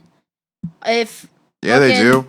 Make sure the IRS doesn't steal any more of the money that you don't really owe them. If fucking Homie Quan is over there making... Who the fuck is Homie Quan? Just some guy I made up. He's a rapper, actually. No, that's Rich Homie Quan. What? Okay, so poor Homie Quan? Yeah, poor Homie Quan got in on the MLM, and he's like, bro, look at all this money I'm making. And so he gets Lil Ray Ray to get on the MLM, and they're doing this thing. And he sells all of it to Ray Ray right before it crashes. And then all of them end up making money except for the people at the bottom. Well, go Ray Ray and go Homie Quan. If he sells it all to little Ray Ray right before it crashes, then that's not a pyramid scheme. That's what is it? Ponzi scheme. No. It's fuck. Ow. It's like financial fraud. Like they fucking Halliburton got charged with it like 10 years ago, where the dude was like, "Oh, it's insider trading." That's what it is. Well, that's why you don't sell it off to the other person. Do you understand how MLM works? Yeah, you get other people to work under you. You make a percentage of their profit, while they make a percentage of the profit of the people who they add. It literally creates a pyramid. I don't know. I'm not denying the pyramid. I'm saying, but you can't just sell it to the next guy. But you and can. get out. There are certain ones where you can take your business and your customers and all that, and you can sell it to someone else. So now they take your spot. Yeah, that's what the pyramid scheme that I was in did. And that was Primerica. I had a buddy. Hey, I remember Primerica. Remember when your friend set me up for a business interview and it turned out to be motherfucking Vector Marketing selling knives? Yeah, I got stuck in that when I was like 18. Dude. I went to like one meeting and I was like, fuck you guys. That's awesome. They offered me a job and I just didn't call them back. I was like, this is horse shit. I need a job, but I'm not selling knives. I didn't know that what it was. Okay? I know. I think I should get on MLM. I think it'd be great. Wait, so that's the thing though, is like, how is... what just got busted? Which one? Vima. So how is that? But like Vector Marketing is like not busted. They had just said slightly different rules. Yep. They have to adjust it just enough so that it's not... Do you want to know what's extra funny, technically a pyramid What? scheme. The people in the multi-level marketing, when you call it a pyramid scheme, they immediately cite all the laws regarding a pyramid scheme. They've been trained to explain it to you that it's not a pyramid scheme. Nobody's that fucking paranoid unless they're guilty. Yeah. The motherfucking pyramid scheme. I just don't know why you're hating on people. Get it off the fucking Facebook! But that's how they make their money. I don't give a fuck how they make their money. Shut up! But that's how they make their money. Stop being a sucker. Stop conning people into thinking that in 6 months you'll have a BMW if you just sell these things for me. Well, that's how your work works. Brian says, I'll pay you guys to fix all this shit to make me money. We're a business. But it's a boss. It's a boss running the grunts. It doesn't matter. You can pretend to make it up to something else, but in the end game, all businesses are set up that way. One guy putting his trust in other people to spread his message or his whatever so he can make more money. Fix his, in your case, computers to do whatever it is. Fucking Papa John sitting up there super high taking all Q's money, but still paying Q to go deliver those pizzas for him. Papa John's sitting fat. But they don't give. Papa John's actually got bought out, and he wasn't even fucking the owner for like 6 years. They bring him back as a mascot? No. He like snuck around them and bought enough shares to tell them to all go fuck off, and now he owns it again. Go him. Papa's in the house. But it actually kind of reminds me of that the Steve Jobs story. You know, like how he kind of like sneaks around and like How he ended up back in Apple. Yeah. They crashed and burned. Yeah. And he was like, "Oh, I started a new company." And they're like, "Come back." And he's like, "Cool, but we're doing everything my way." And then he invented OS 10 and the iPod, and they knew they'd made the right decision. But Steve Jobs was a shit sucker. Genius, but he was a bastard. Yeah. But anyways, real quick, the Primerica, when I was there, I remember like I actually ran it by somebody and a couple of different people, and they're like, "That's pretty much a pyramid scheme." And like I went into the office and I was like, you know, the more and more I look at all this just seems like a really big pyramid scheme.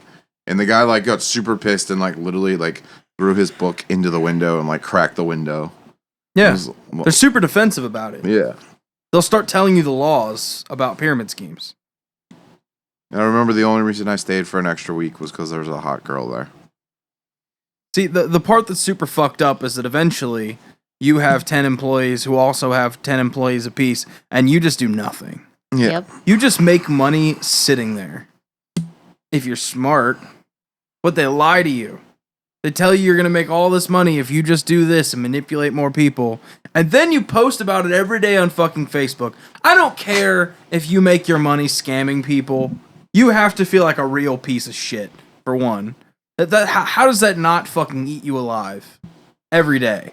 I don't care if it's putting diapers on your kid. Like, you're lying. But at the same time, You're fucking lying to people. Okay, but at the same time, like, I have talked to some people about it, and for some people that do have kids, like, putting food on the table for their kids, you do some pretty shitty stuff. Like getting a pyramid scheme. No, And manipulate people. They could be selling drugs. Would you prefer them sell drugs? No, I prefer them get a real fucking job. Then MLM it is, bro.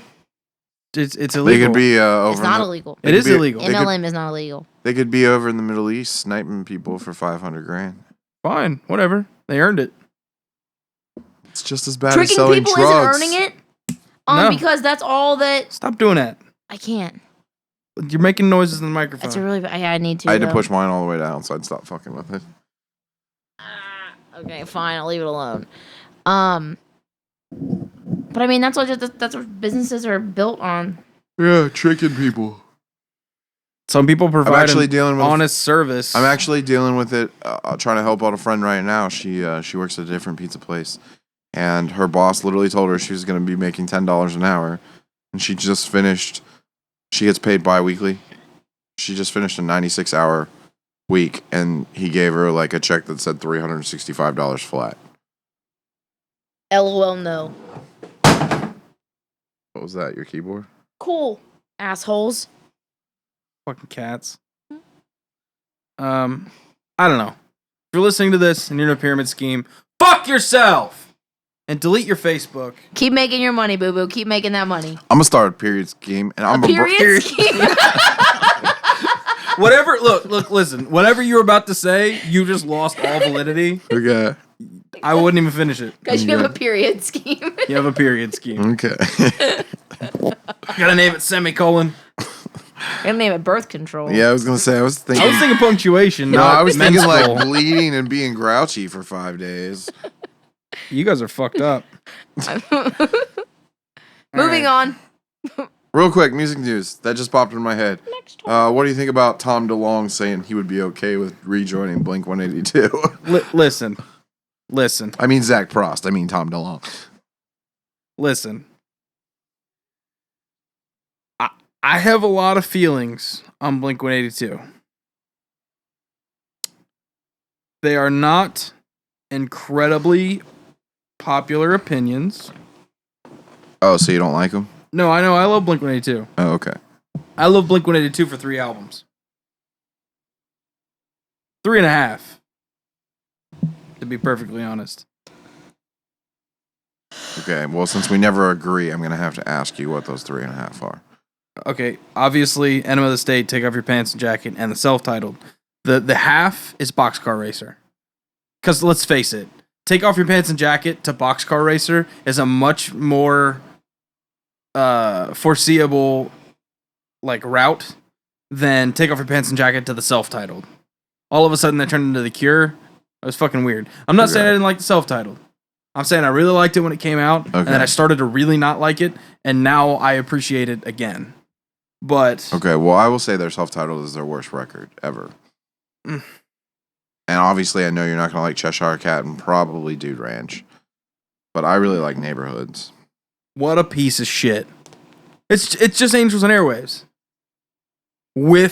You are fucking high. It's Angels and Airwaves without keyboards and without backtracks. No, there's plenty of backtracks and keyboards. It's just fucking Angels and Airwaves plus Mark Hoppus. It's awful. Whatever. It sounds like an Unwritten Law record. That's not helping. Unwritten Law is 10 times better than Angels and Airwaves. Let's put it this way. Blink-182 died in 05, 06, something like that. Okay, so what's the best Blink record, in your opinion? Take Off Your Pants and Jacket. Okay. By the See, this is why shot. we can't argue Blink-182, because we both agree with that. Yeah, it's just the best. Yeah. Enema of the State has a very special place in my heart. There's a lot of great songs on there. I like the comedy songs on there. that record that aren't the singles. Yeah. But first of all, Dysentery Gary is one of my favorite songs on that record. I can't remember. Mine's the one that's after All the Small Things. Do you want to come to a party? My friends pick me up. The party song. Yeah. Yeah. I don't know. My copy. Did you ever catch the very beginning of it? The whisper? No. I think he says, because obviously it's a lot of words, he probably did it in one take. Yeah. It's something like, here you go, motherfuckers, or something. He whispers it really quiet. It's funny. Yeah, no, some of my favorite songs are on Enema of the State. But I do think Take Off Your Pants and Jacket on the whole, way, way better album. Yeah. And the self-titled, there are songs on it that have really worn out for me, but there's a lot of really brilliant stuff on that album. Does it feel quite like a Blink album? No.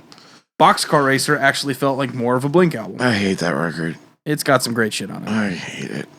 Anyway. Every song has that extended intro and that extended outro and fucking... This is taking too long. Okay. We only have one topic left. Well, two, I think. I got one more. Okay.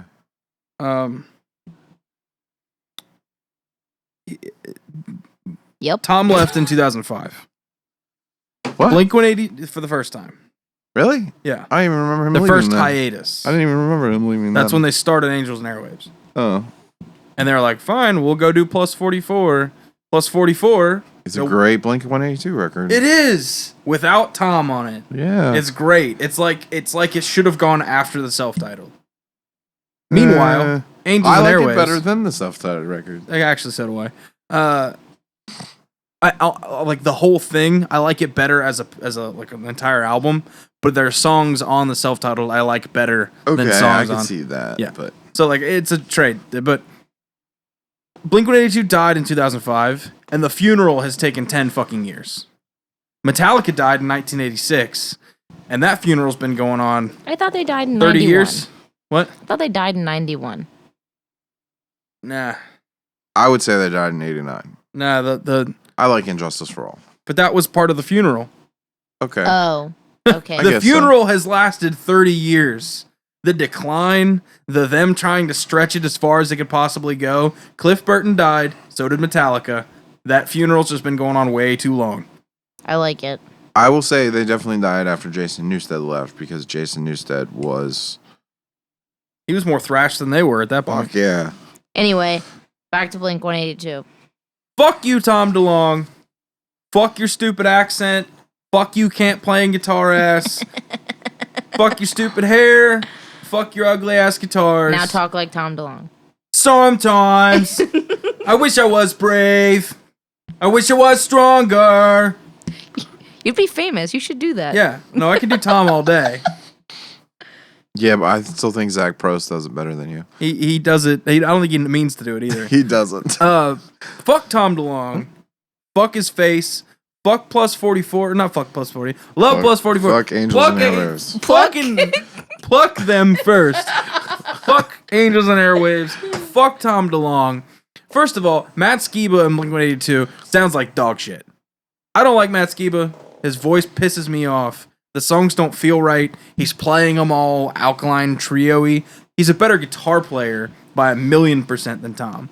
There was an interview they put out, and they were just like, hey, so we used to have to use backing tracks because Tom didn't want to play guitar, and he just sucked at it, and they just turned him down. Do you think Tom DeLonge decided that this would be a good idea because of all of the bands that are doing, like... Because really? he's jelly? Huh? Probably. He's probably jelly. No, like, but like all the bands that are doing like their like 10-year album tours and Maybe. like big like, oh, we're coming back for a tour because it's our 10 year. No, because he was actually or... smart. Then Blink-182 would do a 10-year, and then Tom would take out another band doing Blink-182 songs as a 10-year, and Blink-182 will be the new Cro-Mags. Or Queensryche. I don't listen to Queensryche. Well, maybe Okay, he well, just... Well, the lead singer Queensryche was kicked out of Queensryche, but he still owned rights to the songs. So now he is Okay. Jeff Tate Presents Operation Mindcrime. Okay. A tribute, or not a tribute, but essentially their most famous album.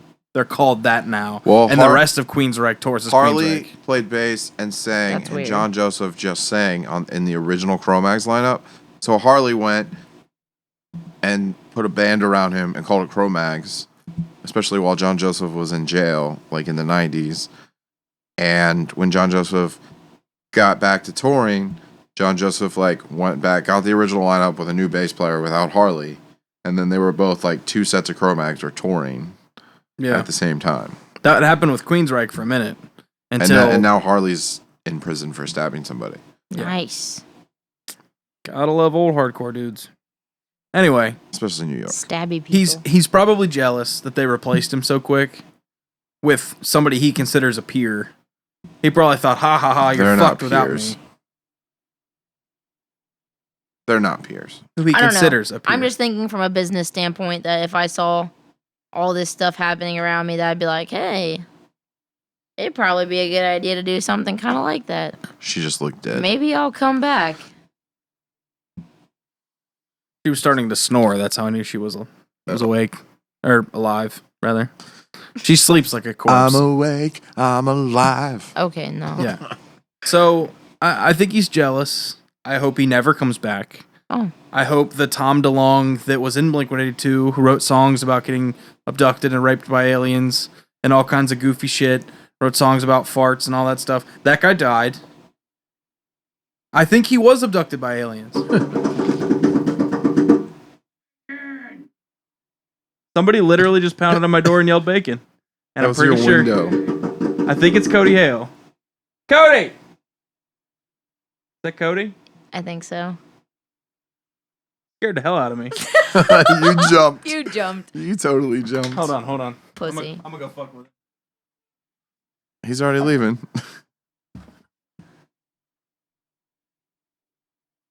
He pulling away? Yeah. I'm pretty sure that was a dad mobile. That was Cody. He said he was gonna drive by here yelling bacon once. Yeah. Instead, he decided to come Instead, up he to the window decided to and scare the shit out of you. God, I was so for anybody not in this room, everybody not in this room. I have 3 katanas. I was about to go chase him out. So for everybody who's not in this room, I just watched Brandon's face turn slightly white along with his knuckles as he clenched the side of his chair, trying not to punch things. So I was that very startled. it was He should be getting off work right now. pounding on the window, I think, that scared him the most. And then as soon as he heard bacon, he calmed down quickly. But Okay, real quick, back to it. Finish it up. I'm going to finish it up. This is what I think should happen. I think Matt Skiba should stay in Alkaline Trio. I think they should bring in some no-name who gives a shit person to play guitar, and Blink-182 should keep on going. As Blink-182 plus somebody else. Yeah. Like Sublime with Rome. Like Queen and Paul Rogers. Yes, but I mean, Sublime with Rome is... That replacement is way more important. I don't think Tom DeLonge... He sang at least half the songs, though. Okay, but I'm saying, like... do you think did he really make that music? He made half the song. Okay, but how many people? Did his vocal specifically Yes. make that music good? No, look, you had two. None of the good songs are Tom songs. You had two sides of Blink-182. None of the Tom songs. Only a few songs did they ever sing together. Like, was split down the middle. Most of them were one or the other. I'm asking, could he be easily replaced with somebody who impersonates him or does something similar to him? Yes. Why couldn't it just be somebody better? With any old jack-off, it'd feel all kinds of wrong. No, I think it could be any old jack-off. The appeal to... Why don't you go take a spot? Look. Because I won't play a pink Strat. Why not? Zach, get on it. Yeah.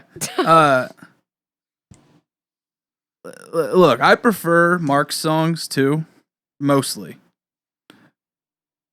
Not exclusively, but mostly. Any songs that Tom did that were semi-okay, I've seen Mark play by himself. I've not. Because they definitely played some of those songs on plus 44 sets. It could be done. I don't think Matt Skiba's the right fit. I know people who like Alkaline Trio and Blink-182 got a big chubby boner about it. I knew it was going to be a disaster. If anything, it should be Pete Wentz. Pete, what the fuck? I mean, really, let's take a moment and think about. It should be Patrick Stump. That could be interesting. I don't know that he can carry a band with a guitar. I mean, he can. Tom couldn't either. So yeah, good point. Here. Fuck, what a sloppy mess. Singing guitar players. I mean, I think they should just combine what we were just talking about with funerals and stuff, and I think James Hetfield should do it. Fucked up. Oh, the small things. Ooh, yeah. Oh man, that's as bad as Meatloaf and Kermit. All right. This last topic that you wanted I got to take a leak. You guys talk. Okay, we talk to ourselves. What are we gonna talk to ourselves about? Michaela, you suck. I suck. Yeah, you and your. I don't know. I don't know what to talk about. I don't either. Look what he did. I know. He's gonna ruin everything. He does ruin everything. Luckily, he can just cut this out. Can we just argue about Donald Trump? Sure. What do you want to argue about Donald Trump? I'm gonna act like I'm for Donald Trump, and then you're gonna act, and then you're gonna go against me. Okay, so here's me for Donald Trump. You're not gonna say anything for him. All right. So first off, Donald Trump has went bankrupt several times. But that's what America's about. Going bankrupt? Going bankrupt and coming back from the ashes like a phoenix. He also kind of hates women. Well, he loves how women look. Well, all men love how women look. And he doesn't care to state how he sees women. But at the same time, he only judges them solely on their looks and not by their merit. Fat women don't make money correctly. He also said that immigrants were rapists and don't do work and should be shipped back to their countries. Well, the one immigrant I know is a rapist and doesn't do work. He sits on the couch, and I've been trying to send him back to China all week. Uncle Tom is Chinese. He kind of looks like it sometimes early in the morning when he wakes up.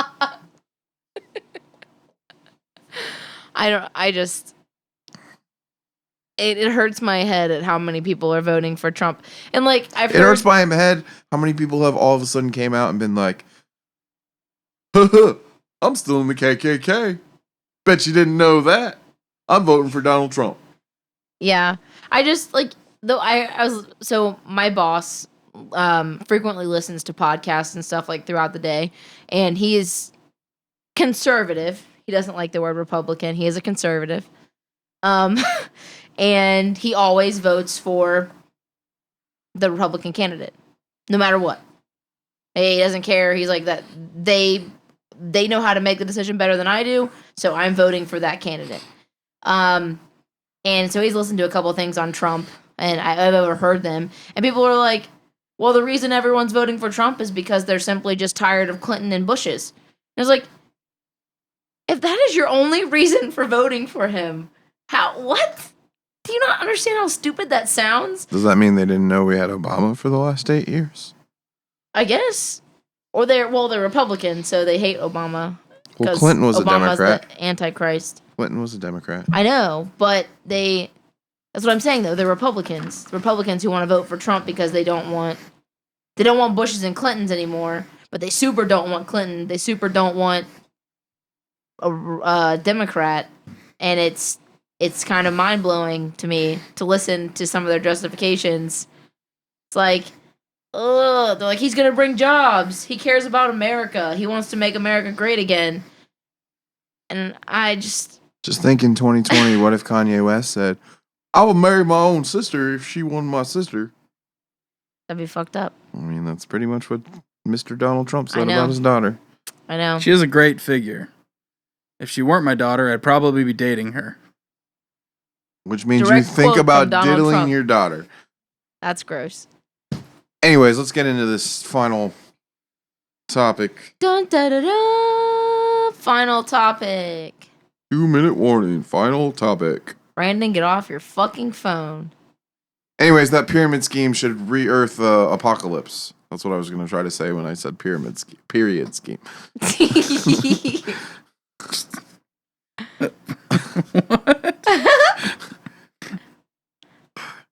I don't know. Apocalypse lives in a pyramid. Uh-huh. And that movie Maybe comes we should out start our own next pyramid summer. scheme and call it Apocalypse Lives. That'd be kind of funny.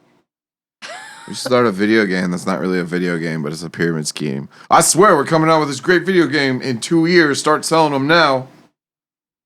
We could probably do that. I feel like game companies already do that now. I mean, Johnny Craig got away with selling laptops they didn't have for a minute. Oh, we're going to talk about other music. I was here the other day hanging out with Brandon, and I finally listened to Slaves, and it's fucking awful. I'm seriously going to throw this bowl Get of off spaghetti your at you. goddamn phone and finish this podcast. Okay, so now Cody's posting on Facebook, don't you fucking dare cut it out when I scared you half to death. Good. Fucking prick. Okay, we're not going to cut it out. No, I have no intention of cutting that out. That was funny as hell. Okay, final topic. Get off your fucking phone. That's a good topic. People who are obsessed with their cell phones and social media. Shut up. We don't have enough time. That's true.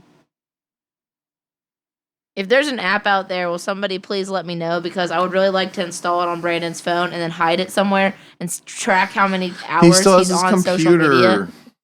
I'll put one on there too. I'm just curious so that I can one day when I'm like, hey, you spend too much time on the internet, and he's gonna go, no, I don't. I'm gonna pull up. You know how all the time you complain about how you never have time to do anything else? Look at all these hours that you waste doing nothing.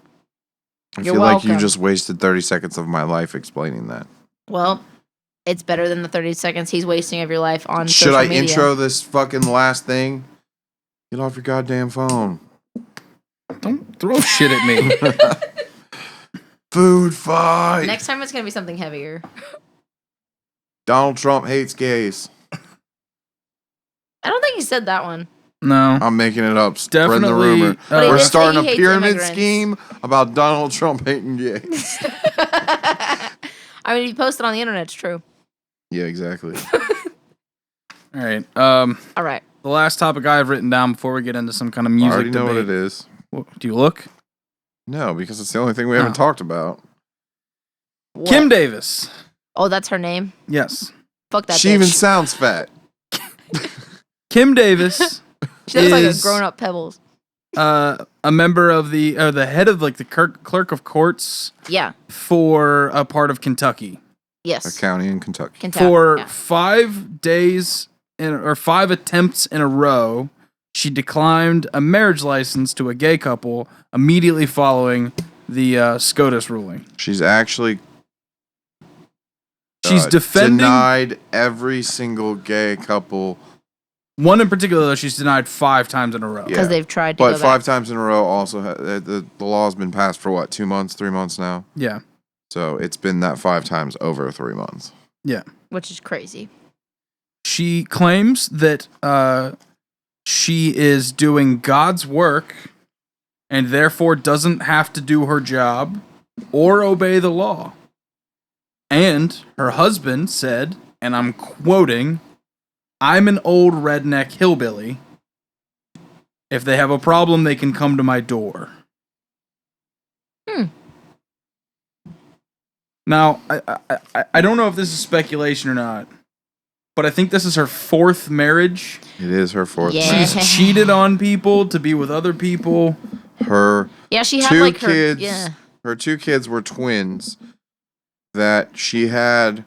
like a couple While days before with- getting divorced or something. No, she was still technically with her first husband. The kid's father is her third husband. Yeah, shit's bonkers. She's not upholding the other Christianly values that she's trying to impose. I'm not She's even. just full of hate. Yep. And she's a government clerk who's Yep. actually in charge of officiating government documents, and she's refusing to do her job.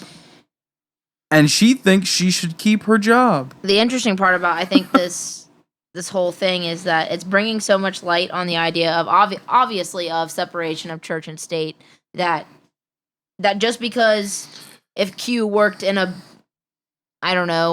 in a government building, which they wouldn't let him work in a government building anyway. I've worked in government buildings. Worked previously, not now. I was in the military. They let Q in the military, guys. P.S. But he was working in there, and he was like, you know what? Because of some biblical reason, I don't really agree with this. You can't impose that just because you don't agree with it, because they're not your laws. They don't work for the government if you don't agree with it. Plain and simple. Like, that's... She's one of those people who probably says, "This was a nation founded on Christian values." Bitch, please read the Constitution and tell me where it says the word God or Bible. Okay. Going into that. Most of the founding fathers were atheists. No, Also, they weren't Democrats or Republicans. that's true. Most of them were atheists. That's not true. It is. It was called something else. And I'm pretty sure most of them were monotheistic, just not necessarily in God, as we know him. more agnostic, really. The one thing that I will say is this nation was founded on Christian ideals. But not in the name of God. But it was founded The Constitution wasn't written on Christian ideals, but it was founded on Christian ideals. In the name of God. But they were founded on various different Christian ideals. I mean, like, the state of Rhode Island was only I think it was Rhode Island. No, it was a bigger one than that. I don't know. Something northern. Well, every other state is bigger than that. God damn it. Some northern state. Connecticut, Maine, Vermont. I can't New remember. Hampshire. You can name them all. I know them all. Canada. It doesn't matter. Jersey. They specifically became a state because they wanted to ban religious persecution because of how many different kinds of people were coming to America at the time. And if you went in one of the like major colonies and say you were perhaps Catholic, they hated you. They hated Catholics more than they hated witches. They hated Irish Catholics. More than they hated pagans. Bonkers. Real quick, my take on this whole situation. And I will... It probably will slightly sound like I'm taking both sides for a second. That's confusing. Yeah, it will be confusing. Deal with it. You're both smart. Most of the people that probably listen to us are smart. Having a lot of faith in our listeners. Yeah, well... So... The reason she is doing this is because, as a Christian, she was raised, in my opinion, wrongly, that marriage isn't a piece of paper, that it's a contract that you and your spouse are making with God. And marriage happened way before the God that sent his only son, Jesus Christ, to die on the cross for our sins. Way before that. And after that, it was literally reinstated more as a family celebration, and also giving the Northern European kings the right to bang the women in their country before they were married to their husbands for the rest of their lives. Yeah, and that's like I've had this conversation with other people. Is that like if you want to call it a holy marriage, and you're like, a gay can't get married in my church. Well, of course not. No one's gonna come up to you and be like, you have But see, to marry that's the this thing. gay person That's in the literally church. her defense. She goes, first, you're gonna force me to sign this Unholy document, and then you're gonna come to the church and sue my pastor for not allowing him to marry you guys. No, it's two completely fucking different things. Yeah, the church doesn't have to marry you. And honestly, don't demand a church to marry you if they don't want you to be married. Don't support them. Just fucking find someone else who'll do it. Fuck them. Yeah. Fuck their church. Piss on their church. Don't piss on their church. Nah, Unless seriously. it's Westboro Baptist. No, whip that shit out or squat, whatever you gotta do. God damn it. Get a shiwi. Stop it. What the fuck is a shiwi? Collect a gallon of piss and drop it on their flowers. Whatever. Collect it at your will. By whatever means you may. The real thing though is she will just changes the back on topic. She will go. She's been ordered to court. She will go to court. The judge will say, "Look, you either sign this paperwork, or we're taking your job." She's probably still gonna have to pay fines. No, she won't. Really? Not in Kentucky. You don't think she's going to jail? No. If she doesn't go to jail, if she was, why would she go to jail? For in contempt of court. She's not in contempt of court. That is contempt of court. She is a court person. She's doing court stuff. No, she's not in court. Whatever. It's not a jail thing. She's not going to jail. They are discussing fines and jail time. There's no way she'll go to jail. The couple involved actually said, we really don't want her to go to jail. We don't think that'll help. We just want to get fucking married and take some of her money. They didn't say that part, but that's really what's going to happen. I mean, that's the thing is if she was in a more liberal state, like that was known. If she was in Colorado, maybe. If it was known for being, they would make an example out of her. Hardcore. Dude, if she doesn't go to jail, civil rights groups are going to go to jail. She damn well better. And nobody, and you know what? Right now, nobody gives a shit. You know why? Because they're both white. And it's Kentucky. She's probably not going to go. I mean, I don't think that her job is going to be, if she's allowed to continue. Shouldn't. She broke the law. That's what I'm saying. But if she were allowed to continue, I do not think that her working there would be in her best interest. Actually, if you read her lawyer's side of it, she hasn't broken the law yet. She refused to do her job. She has the opportunity to refuse for up to 6 months from the first. It is in there. Is she allowed to refuse because they're gay? No. There you go. But she's allowed to refuse for any reason that she feels that the marriage would not last. Okay, well that's fine, but which she can then say is because I don't think I don't believe a man and a man married would last. That's not going to hold up in court.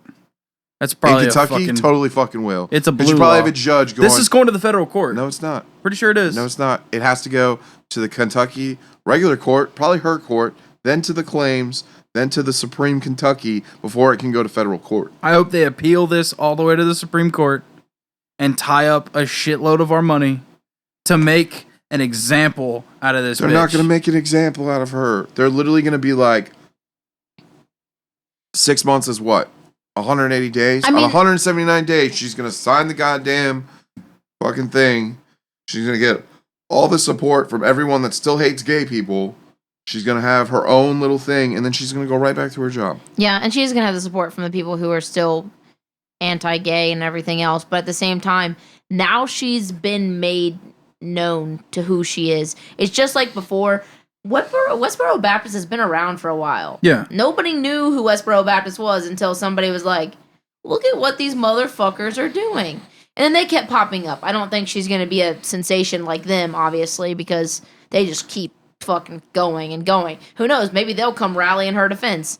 But And here's the other thing: what if somebody that leads another county in Kentucky, like say she doesn't get her job, but she's just let off the hook and whatever.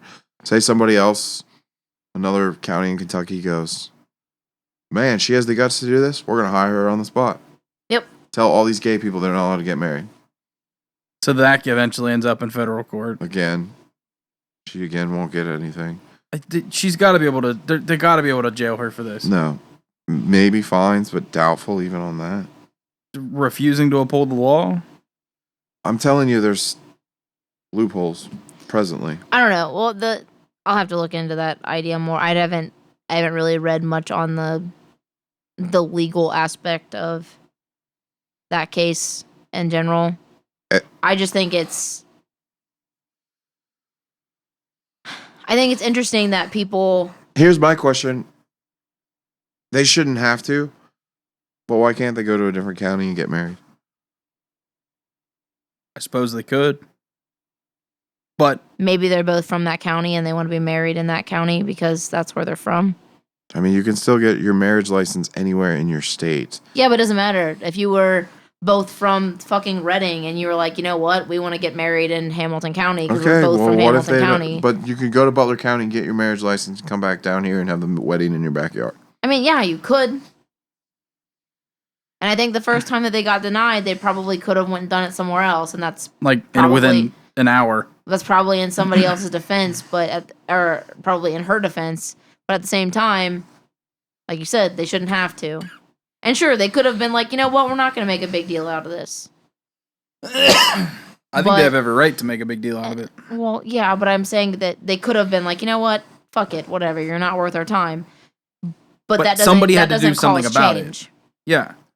And the husband's defense. Well, if they got a problem, they can just come on to my door. I'm a hillbilly. What the fuck does that mean? What are you implying? Means I'm gonna shoot it means I'm going to shoot you because you exactly. faggots shouldn't be here on this earth, period, because God hates you. Because I'm a part of the Westboro Baptist Church. These people are monsters. Monsters should not work for the government. I know they do. The government is nothing but monsters. But even on the local level, you don't expect the fucking treasurer of your city to be a bigot. I'm pretty sure the treasurer of my city is a bigot. Well, does your city even have a council anymore? Yeah. 8 people. 8 people to officiate over 12 more people? Jesus. I think 3 of them are Gerses. I'm not surprised. The kid I went to high school with is your mayor. I hope you know that.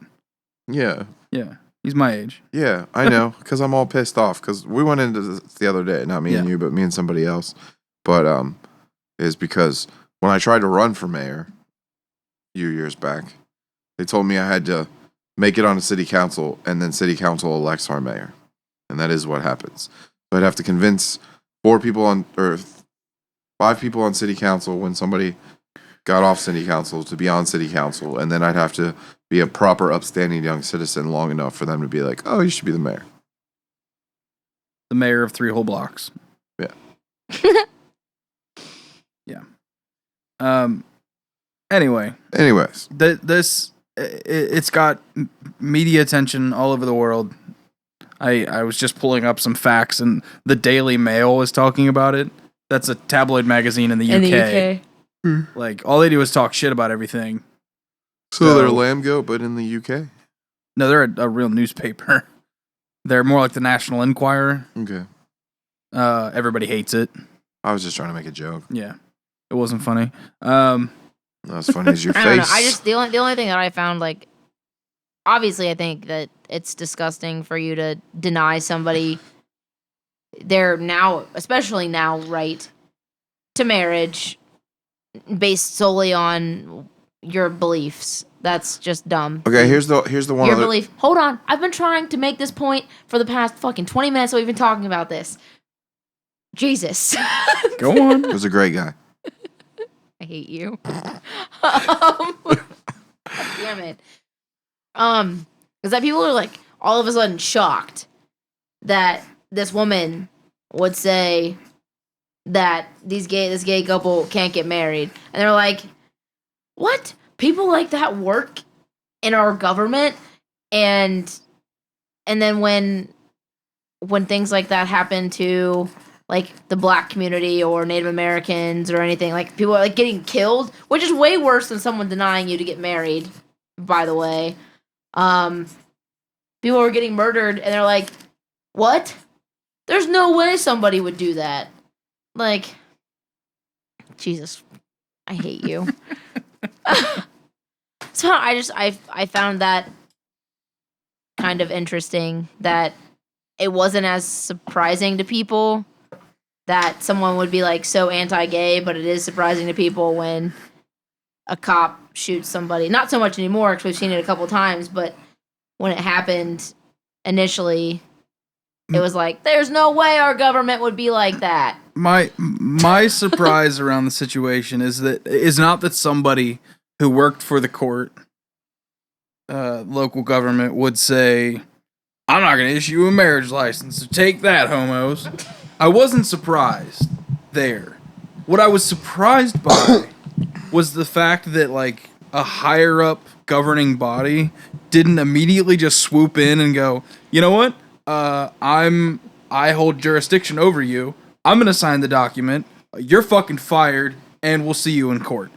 Why wasn't this a week-long ordeal, and why isn't she in prison? One of the other things, and what I was trying to say was, if you actually research it, one of the other things that was brought up in the research is that in a different adjoining county, as short as 9 years ago, there was a separate clerk of courts that actually denied a black man and a white woman marriage license because she thought interracial marriage was wrong in the eyes of God. And her situation was taken care of pretty quick. She got 2 weeks suspension. Somebody higher than her signed the paperwork. They said if they ever had to deal with it again, she'd be fired with no pension. See, it's perfect. That makes sense. Yeah. Swift justice. But so why is this one taking so long? I don't know. Maybe the redneck at home with the shotgun's her higher up. Because it got put on. It got put in the media. It's getting dragged out. Is that why? Yeah. Now it's a news story. See that's the glorious. Hell yeah! thing. It's gonna sell newspapers for $1. It's the glorious thing about clickbait and things like that is now all of a sudden someone blew that story up. Everyone has an opinion now. Everybody took it. And they were like, well, this is a huge news story now. So now it's being used as a way to, again, bring attention to our separation as human beings and that there are still ignorant people who live in this country that can't get over their own ideals and impressing them on other humans. And it has to be brought to the forefront. And I'm sure... because this is a huge story that in 2 days someone's going to create a meme that says, well, what's-her-face was telling so-and-so they couldn't get married. This is what was happening in America. Those are so fucking annoying. Something that you wouldn't hear about unless you happen to be sitting on the floor of Congress happened. Wake up, sheeple. Like, listen, motherfucker, we were dealing with whatever we heard, okay? You calm your shit. I mean, but that's just claiming ignorance, which is, I don't really think much better, But that's why big stories like this, they get drawn out because they have opinions. If the news was just like, so America signed this deal with this other country and that's just what's happening, most people probably wouldn't have like super differing opinions on it because it's the whole country. Yeah. It's we did a thing as a country and it's not this one lady in this one state is being a bigot. I don't know. It also just helps create tension. Media likes to create tension between everybody's. I think the only real positive... There's two potential positives here. One, that this... There happens to be a redneck gay man to go fight her husband. Huh? There happens to be a redneck gay man that wants to go fight her husband. That could be awesome. But the two real...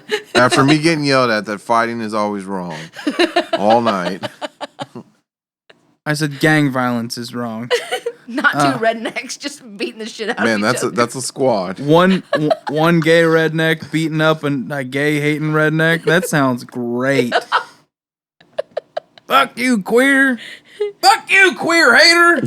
Back and forth. Great. Loser. Never mind. I'm not. It's gonna get Don't dark. go there. So two potential super positive outcomes. One, you've further cemented everyone's gung-ho attitude on equal rights. Yeah. This story, like every story that's going to come up in the next 10 years, it's just more fuel for the fire. And that's a positive thing. The other potential upside, and this may just be my fucked up, jaded perspective, is that Probably is. it is another chance to polarize the American people, to split them into a group right down the line. God, I see him running for president. We got to polarize the American people. Shut the fuck Gotta up. Vote. I'm talking. We're I gonna will take kick all the you shitty people right in the and shins. kick them off California. I just kick Or California. leave them off. on California and kick them into the ocean. Yeah, fuck your avocados. I don't need them. Hey, I need those. I can't eat them anymore, so fuck them. Anyway, you all of a sudden realize who the bad people are. You could find them. It's like when some weird conspiracy theory comes out, and all of a sudden one of your Facebook friends starts posting about chemtrails and the shit in our water. What? That's still going? Yeah, of course it's still going. Oh, it looks like from here it stopped. No. All of a sudden, like, the assholes start going. The story comes up, and you bring it up to somebody, and they're like, yeah, I can't believe they did that. And then one of your friends goes, yeah, fuck them. They got what they deserved, queers. And you go, I don't have to be friends with them anymore. I'm glad you were so loud about it to make my decision so much easier. You all of a sudden know who the bad people are. Yeah. It's so hard in life, Yeah, in we're America. bad because we support queers. In life and in America especially, it's so hard to know who the bad people are until something like this comes up. First of all, anybody who openly admits to wanting to vote for Donald Trump, you immediately know you're the tinfoil hat people. Got it. Man, I wear a tinfoil hat and I'm not voting for Donald Trump. Things regarding equal rights, the people who about the race related crime and police murders and all that, who just go, yeah, he deserved it. He's like, seems like we found the problem right there. Isn't that me? Agree or No. disagree? Oh. The person who's an outspoken, hateful piece of shit, they all of a sudden, like, you just know who they are. Yeah. I mean, and like, And that's a great thing. It's a beautiful thing. Knowing who to unfriend on Facebook and I hurry. agree, but I think that some people get really gung-ho because they see one word that they don't like and they freak out. And I was actually having this conversation with somebody that I know that's very religious, and they don't agree with, and this is their word, they don't agree with men and men being together, men and women being together. They don't agree with transgender. They don't agree with... You mean women and They women? don't agree Women and with women, that's yeah, what I you meant. said man and Sorry. woman. I was like, damn, they don't like anything. No, they don't... Sheep can only marry dogs. That's it. So they don't agree with same-sex relationships. Like, they don't agree with it. What? But they said it's really none of my business, and it has my belief, what I believe, has nothing to do with whether they should be allowed to or not. And because they said something that someone's like, oh, you're just a bigot and you hate it. It's like, I never said that I hated gay people. I never said that I hated people who are in same-sex relationships. It was just, I don't agree with what they're doing. Just as though I don't agree with people who drink. I think it's a stupid waste of your time and money. But I don't hate people because they drink. Actually, almost all of my friends drink. I don't hate them for it. I don't hate Q because he smokes cigarettes and fills my lungs with his cigarette smoke. I mean, I kind of do hate you a little bit for that, but You're gonna die before me anyway. I know. Why are you speeding it up? It's not speeding it You're a up. fucking asshole, you know that? Whatever. I'm dying Friday during Shut the fuck surgery, up, and Q. you're dying tomorrow. Probably. Thanks. Brandon's gonna be all. But people alone. have all these, and I hate to use the word trigger words now, where they see a word and another word next to it, and they go, "Oh my God, you hate gay people! Oh my God, you hate black people!" It's like, no. See here, you didn't read. It's just like You didn't read. it's just like when I posted something that had to do with the Empire State Building being green for the end of Ramadan. I got literal death threats in my inboxes on Tumblr, on Facebook. People were You still have a threatening. Tumblr? Yeah. Due to my computer being an old sack of shit, we had a momentary dropout. You were talking about your post about the end of Ramadan and the people flipping out on Facebook and how that is a great way to find out who good people and bad people are. Oh. And you got death threats. Yeah, but I don't remember the thought prior to that though, from what it was leading into. And that's most of the issue now. Just How how people flip out when they hear buzzwords they don't like. That's it. It's just buzzwords. Is that I use the word Muslim, and that happened. The Empire State Building was lit up when five Marines, soldiers, I don't really remember, were shot in Tennessee, and they all ended up unfortunately dying.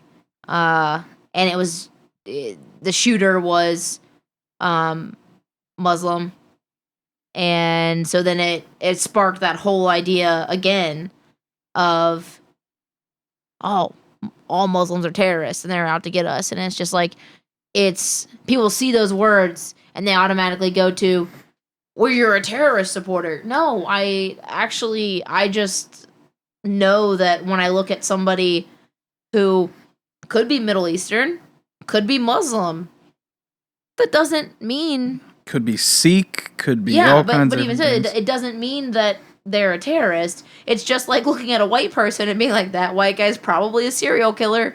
He might blow up a building with a truck full of fertilizer. Yeah, like we don't, you don't just automatically think that. At least I don't anyway. And to think that someone would be like, oh, well, you support terrorism or you support this and that, based off of just buzzwords that they see. They don't even read the whole post. They see Muslim and they flip out. Yep. They're just like, oh, you used the word Muslim in your post and you didn't use hate next to it. So obviously you love Muslims and you love terrorists. You're like, yeah, I love Muslims because I love people, but I don't love terrorists. I hate Middle Eastern terrorists just as much as I hate American terrorists. Like, I see no difference. But yeah, it's just fascinating that people see buzzwords and just flip out instead of reading it. And I think it happens both ways. Even with someone who has similar views as I do and say that they're reading a post that is against gay marriage or against like disagreeing, but not against it, disagreeing with the idea of it, but being okay with them being allowed to because that's a government idea. I've seen people so many be like, "You're a disgusting bigot" and everything. It's like, you can't say. I mean, I don't think you that can't you say should, equal rights and then take away somebody's right to their peaceful opinion. exactly. And whether you agree or not, that's not relevant. Actually, it has nothing to do with it. You guys don't have to be friends.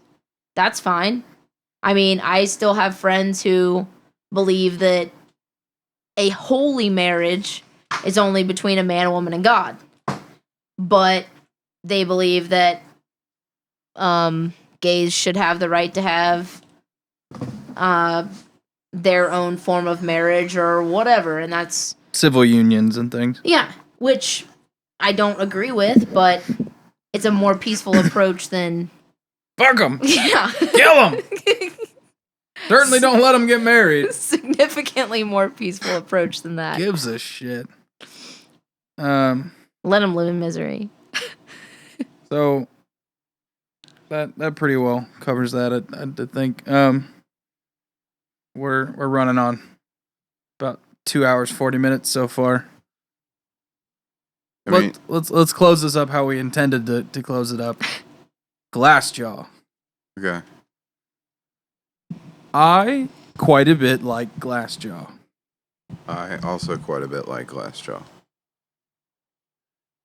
I think that every album they've put out since Worship and Tribute included, is fantastic.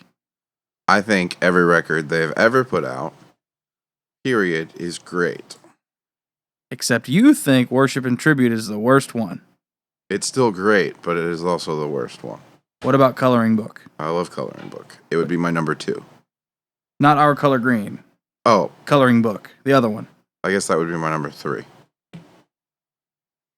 You're fucking crazy. Okay. Because Worship and Tribute is a masterpiece.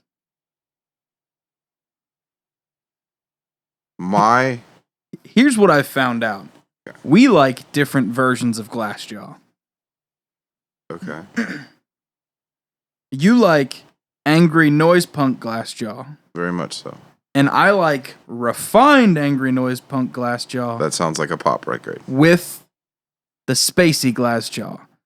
Basically, Worship and Tribute on. That's our disagreement as to whether or not Everything You Ever Want to Know About Silence, frustrating title, by the way, whether or not we like that record.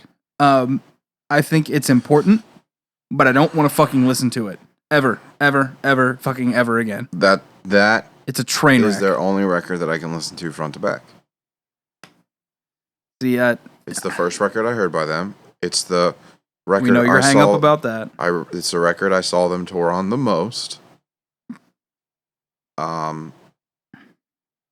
And the closest thing that I can do a comparison, because it's around the same time, Poison the Well, who toured with GlassJaw, and the first time I ever saw GlassJaw, puts out The Opposite of December, which is top 5 metalcore records of all time for me, for sure. Then they drop Tear from the Red, which is a complete, still good record, but it's completely different.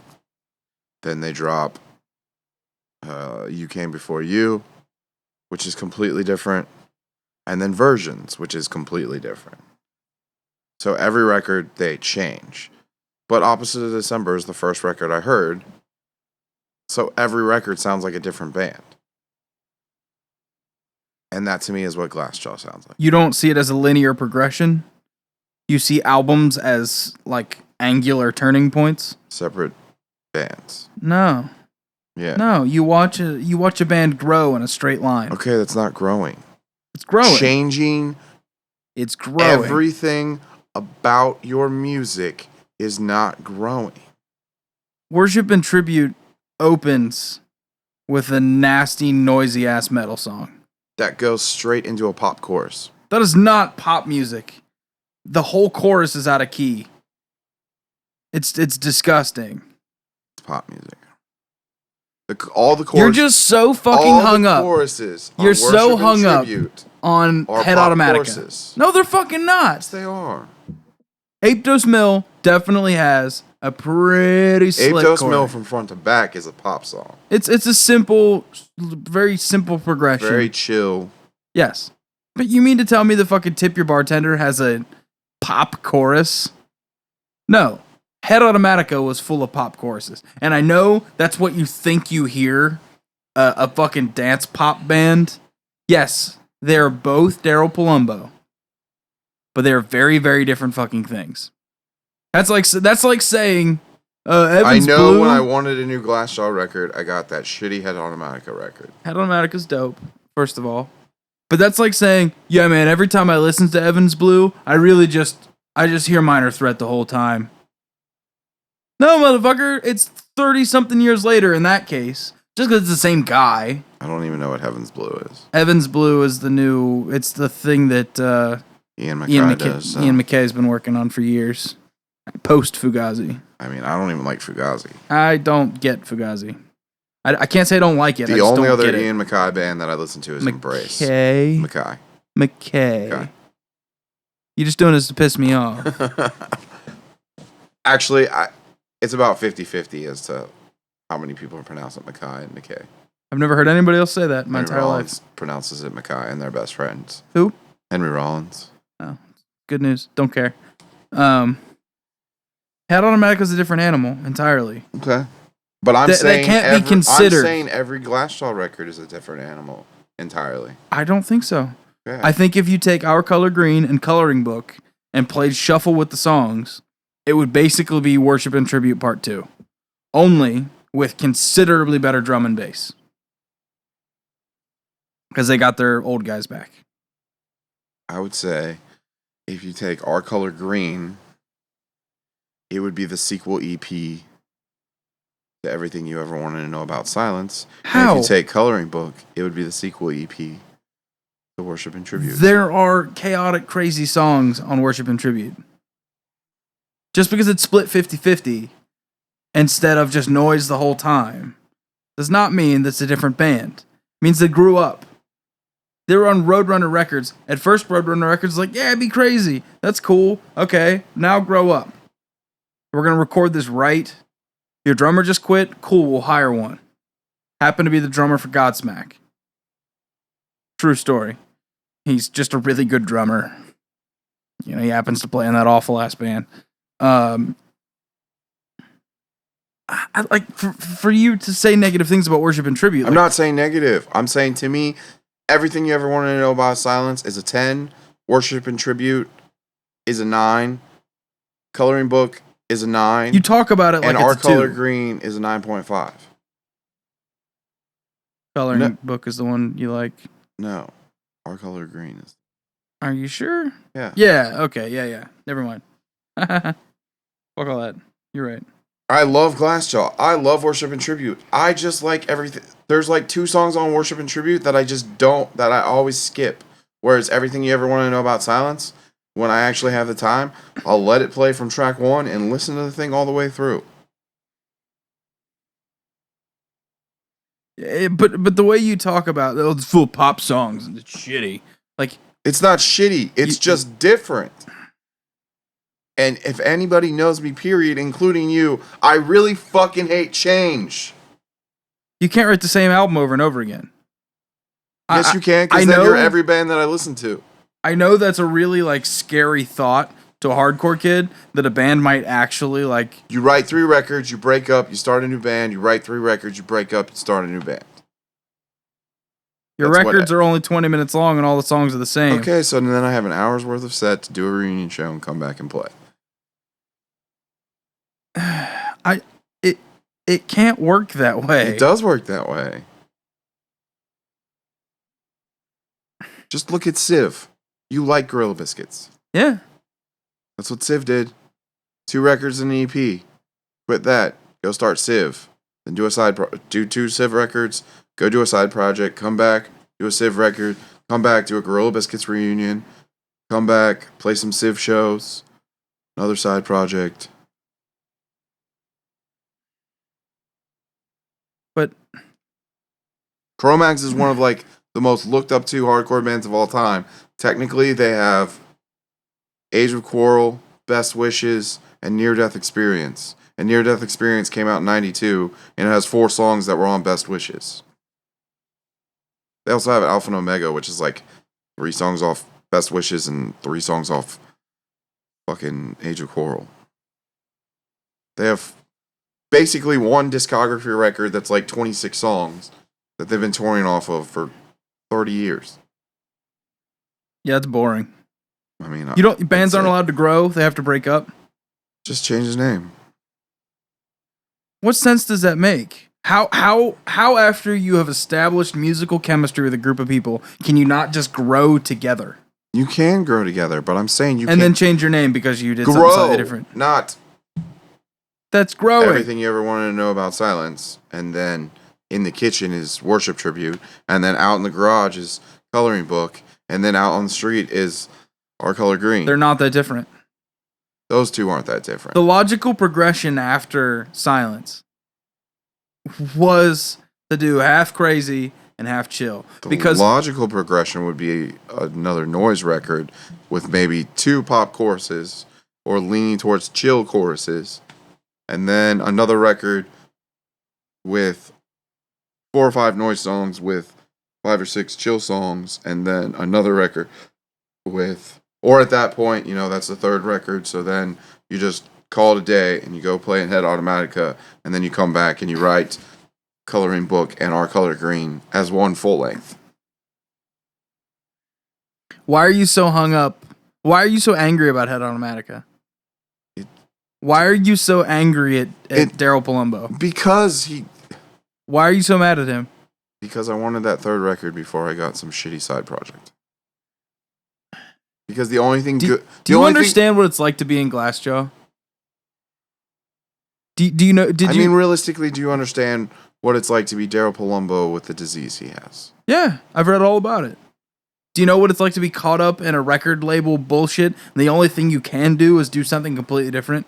He was probably locked up in a no-compete clause. He probably had a record that got shelved. They're on retainer. They're dead in the water as a band. What else is he gonna do? Well, the rest of the guys go in and got jobs and stuff, and they were in other bands, producing, tour manage, whatever. And he was just like, "Fuck it." Okay, but I've got other music in me. I'm gonna do it. You're arguing Worship and Tribute, and we're now talking about stuff that happened after Worship and Tribute. But you're so angry at GlassJaw. No, you think I'm so angry at Head Automatica. But you're angry at Daryl Palumbo for doing this to you as if he did it to you. He had to do something. I'm not mad at him for doing anything. I just said I give Worship and Tribute a 9 out of 10. And I give the other two a 9 and a 9.5. I'm not mad. I'm not as mad as you think. You're just used to you being mad at me. Earlier in the car, you were like, fuck that record. They fucking changed everything. It's shit comparatively. Yeah, it loses a point. It's shit comparatively. They didn't lose the point. They further expanded upon the point. At no point in that record did I think, man, they really lost what they were going for. It made sense. When I first heard that record, literally the week it came out, I go, did everybody in this band start smoking weed? It just grew up a little bit. It's not growing up. That's growing up. No, it's not. It's the same with your bullshit argument with Thrice. After Vihisu, Thrice is a completely different band that's not growing up. Visu. Whatever. And every album leads into the next one. It all makes sense. The Alchemy Index, besides the Fire Disc, is completely different than anything else they had put out. Nope. Yes, it is. Water is very reminiscent of a lot of pieces on Visu. And boring pieces on Visu. Huh? The boring pieces on Visu. Well, that's just your shitty opinion. Yeah. And this is just your shitty opinion. My opinion is that it wasn't a big deal that they wrote something slightly different. Are you mad at Slipknot? No. They changed. Okay. I don't like Slipknot as much as I like GlassJaw. Okay. All right. I can half deal with that argument. I'm just really trying to make sure you understand how important Worship and Tribute is. I do. Then why are you always shitting on it? Because I'm not shitting on it. I just say, you know what I'm doing? I'm actually just defending my belief system against you because I go, well, of course my favorite record's Everything You Ever Want to Know About Silence. God, that's fucking garbage. I can't even listen to that shit. It really is kind of awful. No, it's not. It's just shitty noise. It's the same fucking type of noise that I was listening to at that time, and I fucking love it. You know what my transition was? I could go listen to Worship and Tribute and be like, oh, this is what GlassJaw is doing now. Okay, if I want to go get my noise, ooh, I just found out about this band Daughters, same year as Worship and Tribute come out. I can listen to the noise side of GlassJaw in Daughters, and then I can continue listening to GlassJaw with Worship and Tribute. It's interesting to me, coming from an art standpoint, that you think GlassJaw is better known for everything you ever wanted to know about Silence. I'm not saying they're better known. I'm saying But that's I what know sticks them in your better. head. Yeah. How? Because that's the first record I heard. That's what I listened to the most throughout the whole time it's been out. I would say the only thing, and this can sound as fruity as you want, but the only thing with Daryl Palumbo that I might have listened to more than that is the untitled track on Finch's "What It Is to Burn," which is a GlassJaw song written by Finch, which is even said in the liner notes that they wanted to write a GlassJaw song that Daryl could come in and sing on.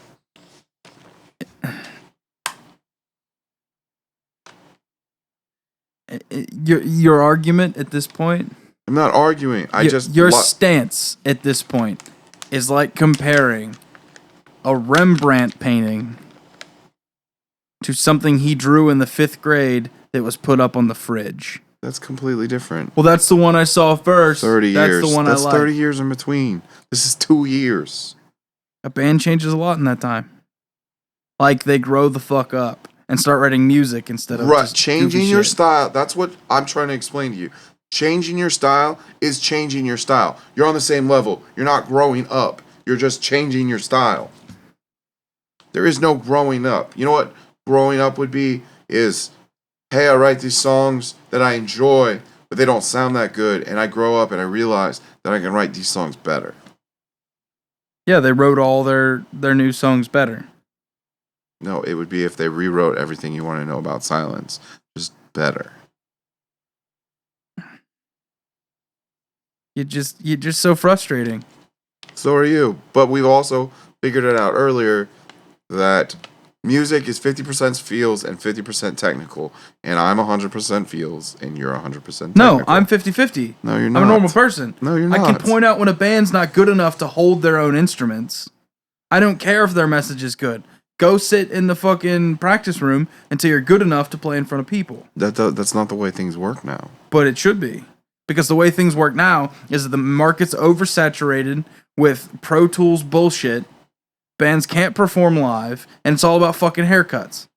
That's what you get. Okay, but that's what you get when it's not about technical stuff. Okay, but most of the bands that you give me shit for are bands that don't use any of that. Pro Tools? Yeah, they do. I assure you. Most hardcore bands don't use Pro Tools. Most hardcore bands still record on a 4-track. All right, I'm going to use an example, and you're going to call me out for using a shitty example. Do you think Stick to Your Guns isn't Pro Tools to fuck? That is a shitty example. Do you think Stray from the Path isn't Pro Tools to all to fuck? You're that's only high because off I've your watched Tom ass. record. That is sample replaced drums. That is modern trickery at its best. Go with me to their show and watch Dan pull it off. I didn't say they can't do it. I'm just saying don't pretend like, because hardcore's all about purity, that they still record to fucking tape machines. I promise you they don't. Every Time I Die certainly doesn't. Every Time I Die, I can't hold on to a drummer. They had the same one for like 4 or 5 years. And before that, like 10 years. This is the 3rd drummer. They can't hold on to bass players. I thought this was their 5th drummer. Rat Boy, Legs, and now Davis. They're on their like 6th bass player. Yeah. And it's actually one of the old bass players is now back. Anyways. Which really bums me out because they put 2 records out with... You're not going to change my mind. Everything I ever want to know about Silence is my favorite GlassJaw record. And every GlassJaw record is fantastic. Hang on. You just want to like change my mind. Hang on. You know that thing we sometimes come to in this argument where there's a difference between the best one and my favorite? What do you think the best one is? All things considered. Our color green. I'm inclined to agree. Okay. Mostly because it opens with the most badass 2-handed tapping shit I've ever heard. True. But honestly, you want to know what I think the best one is? The one that'll come out next. Oh, I'm stoked. I mean, they're down a bunch of members, and it's going to be weird. He'll figure it out. And that's the part that does bother me, actually, is that At this point, it's Daryl and one of the guitar players. Yeah. For the longest time, it was Daryl and 2 guitar players, constantly changing out drums and bass. That's the thing that I don't understand, because every time I've ever seen GlassJaw live, they've been a 4-piece. Every time. Maybe dude didn't like the tour. Or I think one of the guitar players might have filled in on bass, touring. Whatever it was. But I'm pretty sure... They always played as 4-piece. They always sounded great. I've tried the one guitar thing. It never seemed to work. Because there was Justin Beck, Todd Weinstock. And I don't know. And Justin honestly, Beck is credited for bass as well. For when Head Automatica came out, I absolutely hated it. But yeah, you got the other day when you made me listen to it, it got stuck in my head. It's not infectious. It's not even infectious. I just like a lot more shit now than I used to. There's a lot of bullshit that I used to hate that I fucking listen to now. You know what's the funniest shit ever? Might be a horrible fucking band, whatever you want to say, but it is funny to walk into a redneck bar, put $1 in the jukebox, and play an Amur song, and just watch everyone in the bar look at each other like, what the fuck is going on right now? Especially when you look at the dude next to you and you go, ask your girl what my dick tastes like. It's just hilarious. Is that one of their songs? Yeah. I wouldn't know. I know. Not a fan. But I'm just saying, I literally take videos of it and send it to Nate from Grim State just because it's so funny.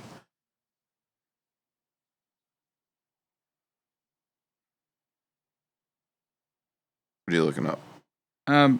Inquiring as to the 4-piece thing.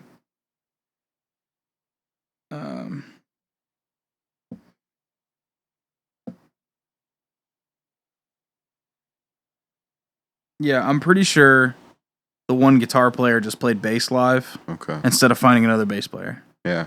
But technically, there were 2 guitar players, and he wrote the guitar parts. Kind of like Emery.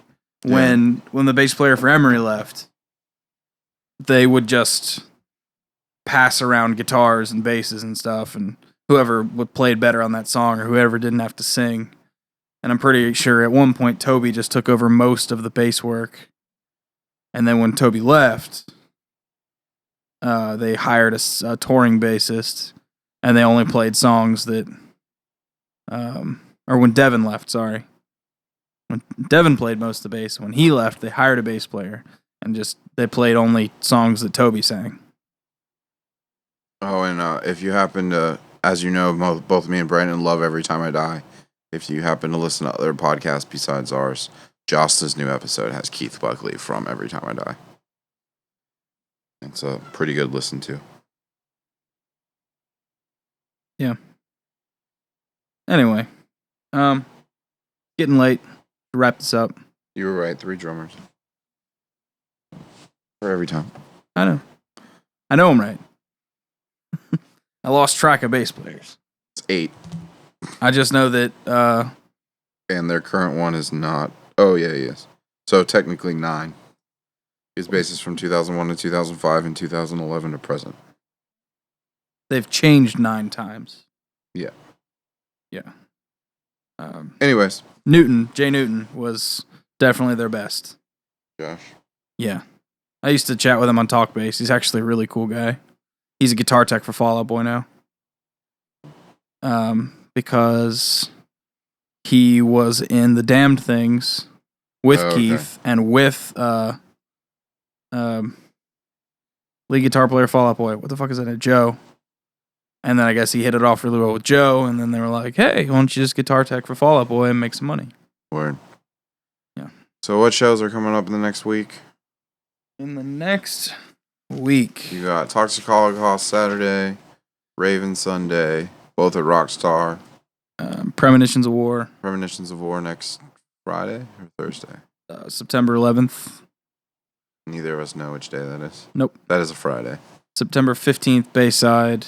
September 19th, Q Blues. It's coming up. Invite your friends. $5. 16 bits. 9 comedians. 8 comedians. I think it's 9 now. 9? Okay. 9 once again. 9 once again. So, go to a show. Donate to the GoFundMe.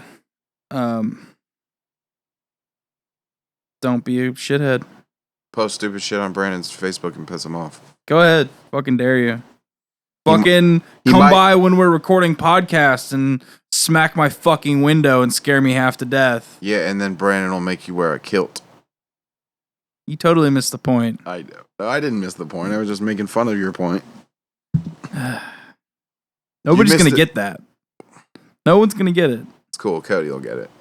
Yeah, maybe. Maybe. If he listens to this. Actually, he'll probably listen to this one, especially this one, knowing full well that at some point he's going to hear a fucking smack. Yeah, probably.